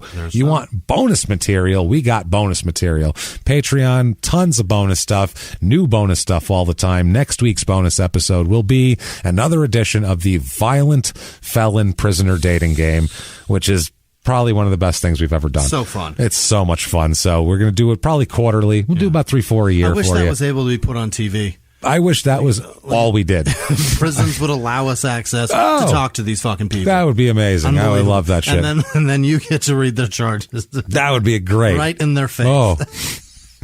That would be wonderful. So you can sign up for that and get all that good stuff very easily over and Patreon, patreon.com/crime in sports will get you there. Anything over the $5 level. And also, if you want to just have good karma. Some people say, you know what? I don't want to do Patreon, whatever. I just want to throw a few bucks out when I have it and when I feel like it. And you can do that also over at PayPal. Use our email address, crimeinsports@gmail.com. And you can do that. Also, I'll give this out. I hardly ever do this. I forget all the time. We have a voicemail box. If you want to leave us a voicemail, every once in a while on a bonus show, we'll kind of read off some voicemails at the end or some interesting stuff. If you have a story, maybe a suggestion, a story, maybe you lived in one of these towns and you have a little more expanding on these fucking weird things, or maybe you want to tell us about a weird small town festival, we are 602-759-0606. Whatever you want, drop lines. Don't be perverted, please, because Sarah listens to it. So, don't be weird toward us or her for that matter. And, all of that said, you know what, Jimmie? I mean, I know. I sit around, hang out, sitting with you, and we're doing this. And you know what makes this worth it? I do. It's the list of the greatest fucking people in the world. Jimmie, I need them. Yes. Hit me with it. I got you right here. This week's executive producers are Clay Thorson, Tessa Freer, Sky Hackler, Jennifer Stevens, Anthony Creepall, I think, Day Sparing, Joanne Ahern, Steve Osborne, Jackie Sukup, Creasy, Janice Richardson, Max Hobbs, Jordan Bennett would like to say Happy Canada Day to everybody in Canada except Simon Shedd, who is from the UK. It's not even fucking Canadian. And Amy is from the UK. Doesn't deserve a Canada. You're all the same shit. Yeah, You're a fucking colony, for Christ's sake. Your money has the queen on it. Exactly. What are you talking about? Everything there is about them. We love those two. Kate Gladman, congratulations on your divorce. Austin Parsons, Chandra Banton, she also is divorced. Nicole Morales, David Baker, Alan Lawson, Pete Olson, Victoria Przybili, Anthony Cripple, I said that, Jessica Lightkey, John Wolf, Jack Ryan, Kim with no last name, Michael Navarcal, no, Jacob, no, it's Joe Plisco, Carrie Nelson, John Safranik, Sandra Koss, and Adrian Trill. You guys, thank you so much for everything you do. Amazing Other people. producers this week are Roy Shaddle, I think that's how that's pronounced, Thomas Smith, Brian Keller, Darren Stewart, Kathleen Carey, Melissa McViker, Charlotte Hilk. What did I do? Hill, Stephen Mace, Brian Repko, Sakina Cater, I think, M. Louderhouse. Ashley Vio, Glenn Barr, Carl Kirshner, Maria, what did I do? Ravia? No. Andy Hayes, Jennifer Voorhees, Maya Green, Elizabeth Vasquez. That's Liz Vasquez. Hey, Liz. John DeLong, Jennifer Weathers, Joseph Basinger, Allie Kay, Sarah McLeod, Elizabeth Leatherland, James Martyr, Joelis Lopez, Abby Mahon, Amy Wiseman, Corey Rayleigh, Peyton Meadows, Elizabeth Sultan, Kelly Elliott, Emily Hirsch, Rachel Polis, Media Maven, that's what that is, Sarah Waihe, Dylan Danfield, Emily Gajewski, Noah Wooten, Erica with no last name, Matthew Cash, Tara Terrell, Gary Howard, thanks Gary, Jack McGurk, that might be right, Nathan C, I don't know why I looked at you, Dave Leach, Kelly McIntyre, Krista Walker, Kelly Thirsk, she lost her cat, she lives in Scottsdale, she lost her cat, she found her, the cat's called Murder Machine, and cool, she found her. Oh shit! It's amazing. Lucky you. Congrats, Rachel Redder, Jerome, Kinsley Weir, Janice Hill, Mark Foster, Benjamin. What did I do? Dune? No. Benjamin. I wrote your name terribly. I'll take a picture and show you guys. Dehune. Benjamin, I wrote your name terribly. Dacon. It starts with a D. Tristan Armbrister, Mark Foster, Dominique Balsoma, Ryan. God. What happened? Okay. Ryan Odierno, Scott with no last name, Karen Sharma, Sarah Hurley, Matt Villanueva, Maria Soledad Rodriguez Gonzalez, Michael Kadim, Paige Lucier, that's a big name, Jason Marjoram, Julie Barley, I think that's what I wrote, Christopher Palcow, Adrian Adreno, Kathy Rudy, Derek Strand, Koala, what did I do? Koala? I think it's Paula? Genovese? Koala. No. Jennifer Stevens, Melissa Chapman, Derek McKee. Look at this thing. I swear it looks like Derek Koala. McKee, like the ball player? That's him. Hey, thanks. Mark Moss, rebounding machine. Valerie, Bailey Bunting, Stephanie Grotbeck. This is brutal because I wrote these 2 days ago and I don't remember shit. I don't remember this. Yeah. Ron, not a criminal, Sutton Jr. Good. Anna with no last name. Marcel Harnowis. Morgan Schwartz, Andy Gish, Shane Winters, Noreen Jones, Calahui Killacola Tagalong? Nope. Rick Cox, Jason Covert, Ultimate Spring Attack Good? What? What? I don't know what I did. I'm sorry. 6,000. That's what that is. Not good. Kate Jones, Nicole Violet, Derek with no last name, Carolyn Blevin. Yep. Chris Goldstein, Eric Smith, Melissa Clate. Tom with no last name, Myra with no last name, Tina Anderson, Patty Bowman, Mike Hunt, Tremaine Lastly. Yes, I did. Okay. And I was out of breath, so I emphasized the K. It was beautiful. Savannah Growth, Tech Lizard, Marianne Dispiculi, Pasquale. Hey, Di Pasquale. There you go. That's what it is. Hey, Di Pasquale. Is that? I think that was. Oh, that's my high school. I had a high school seventh grade Italian teacher named. That wasn't his. His name was Never mind. It sounded like that. Hey, Di Pasquale. Dom Corona, David Dorito, David Dorito. I know. Dave Jesculo. I like it. Hottie Toddy, Ryan Thibodeau, Michelle Roof, Ryan Hatcher, Jenna Coons, Vince H, Cheb Patak. No. Jess with no last name, April Gray, Zeke Lawson, Katie Cakes, I think. Khakis. Quite good. Shane Broman, Brown, God damn it, Danielle Graham, Don Roberts, Cindy Waywright, Jason Wild, Jeb Fernandez, Michelle Abram, Brooke Booney, Charles Lundaby, Diane with no last name, Adam Johns, Jack Ashford, Samantha Allen, Iris Alberto, Clover Termes, Gareth with no last name, Joshua Fields, Rachel Rhodes, Brian Aho, no, right? No. Sure. Justin Richard, Joe with no last name, Danielle at The Bold Decision, Sean Pierre, I don't know if that's a D or a P, Mary Petrowski, Josh with no last name, Alice with no last name, Andy Wallace, Phil Sider, Patty Conkers, M with no last name, Michelle with no last name, Stephen Suozi, Billy Klein, Tracy Zaprazan, Maggie Essig, Taya Falcone, Ted Bushwhacker Bush, Logan Kennedy, almost done, Gretchen with no last name, Anita Martinez, Crystal Kramer, Kayla Lilith, no, Damon Smith, Kate Schmeiding, Maddie with no, Maddie Leper, Anton Raymond, April with W, Lacey Contreras, Megan Jafferay, Rodeo with no last name, Nick with no last name, Craig Duffy, Saul Perez, Thomas Burnell, Pamela Cox, Kara Dennell, Paul Peel, Taylor Zuber, Liz Griffin, Stephen Higgins, Molska, Rivinius, Brittany Nicole Weber. Okay, Mark Saunders, Catherine Hindmarsh, Curtis Stokes, Travis Rodeo Belia, no, Graham Stevenson, Christopher Weldon. In memory of Kevin Wonders, I'd like to know who sent that. Thank you so much, and we'll miss you, Kevin. The Fridge with no first or last name. Cassie Avery Vowles, Forecci, no, Ferace.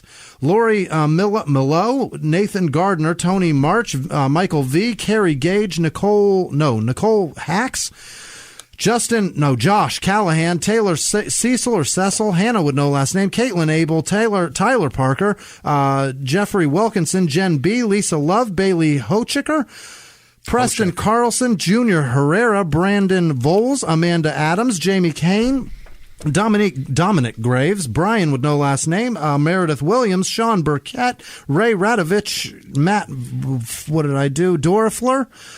Probably not. Micah Murphy, Shanky ZZ, 222, that's what that is.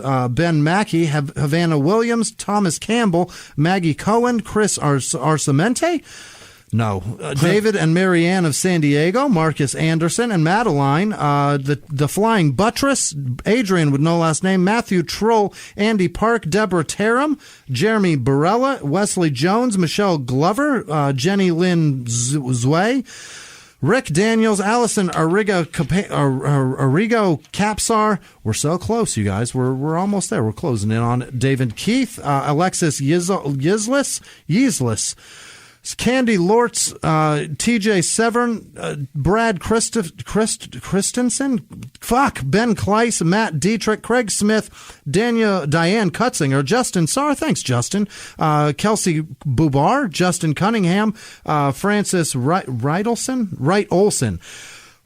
Sorry, Francis. Tori Perez, Matthew Griffion.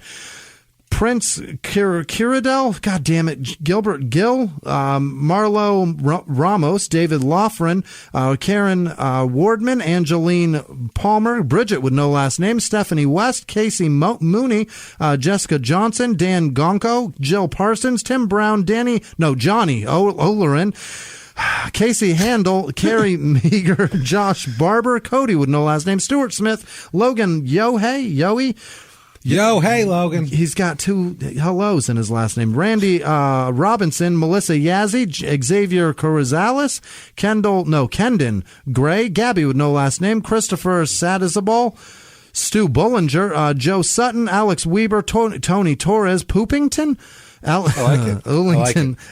No, Ellen. That's Ellen. Poop Ellington. Alan Barbarossa. The garbage pail kid of Duke Ellington.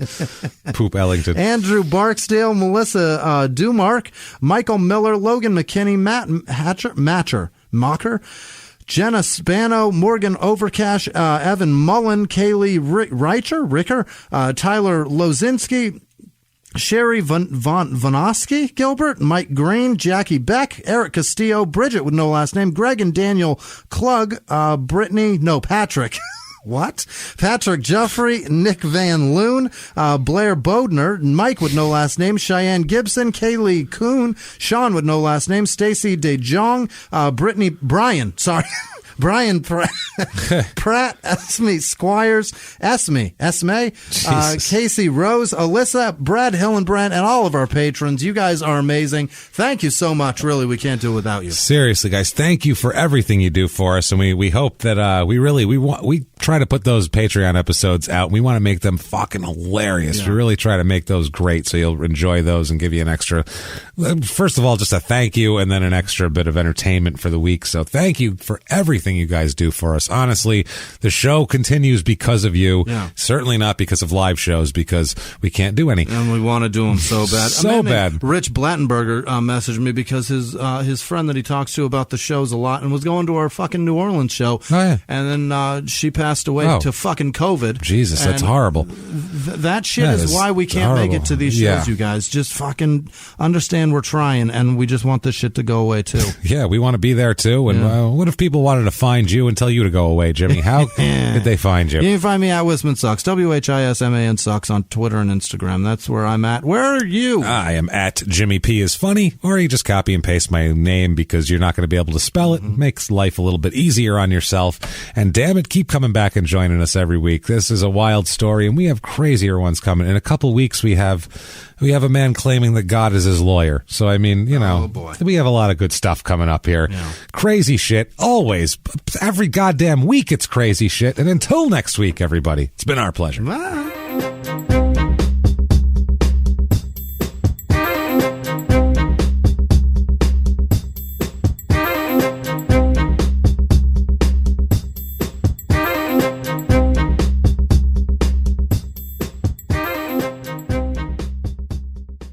If you like Small Town Murder, you can listen early and ad-free now by joining Wondery Plus in the Wondery app or on Apple Podcasts. Prime members can listen early and ad-free on Amazon Music. Before you go, tell us about yourself by filling out a short survey at Wondery.com/survey. A few miles from the glass spires of Midtown Atlanta lies the South River Forest. In 2021 and 2022, the woods became a home to activists from all over the country, who gathered to stop the nearby construction of a massive new police training facility, nicknamed Cop City. At approximately 9 o'clock this morning, as law enforcement was moving through various sectors of the property, an individual, without warning, shot a Georgia State Patrol trooper. This is We Came to the Forest, a story about resistance. The abolitionist mission isn't done until every prison is empty and shut down. Love and fellowship. It was probably the happiest I've ever been in my life. And the lengths we'll go to protect the things we hold closest to our hearts. Follow We Came to the Forest on the Wondery app or wherever you get your podcasts. You can binge all episodes of We Came to the Forest early and ad-free right now by joining Wondery Plus.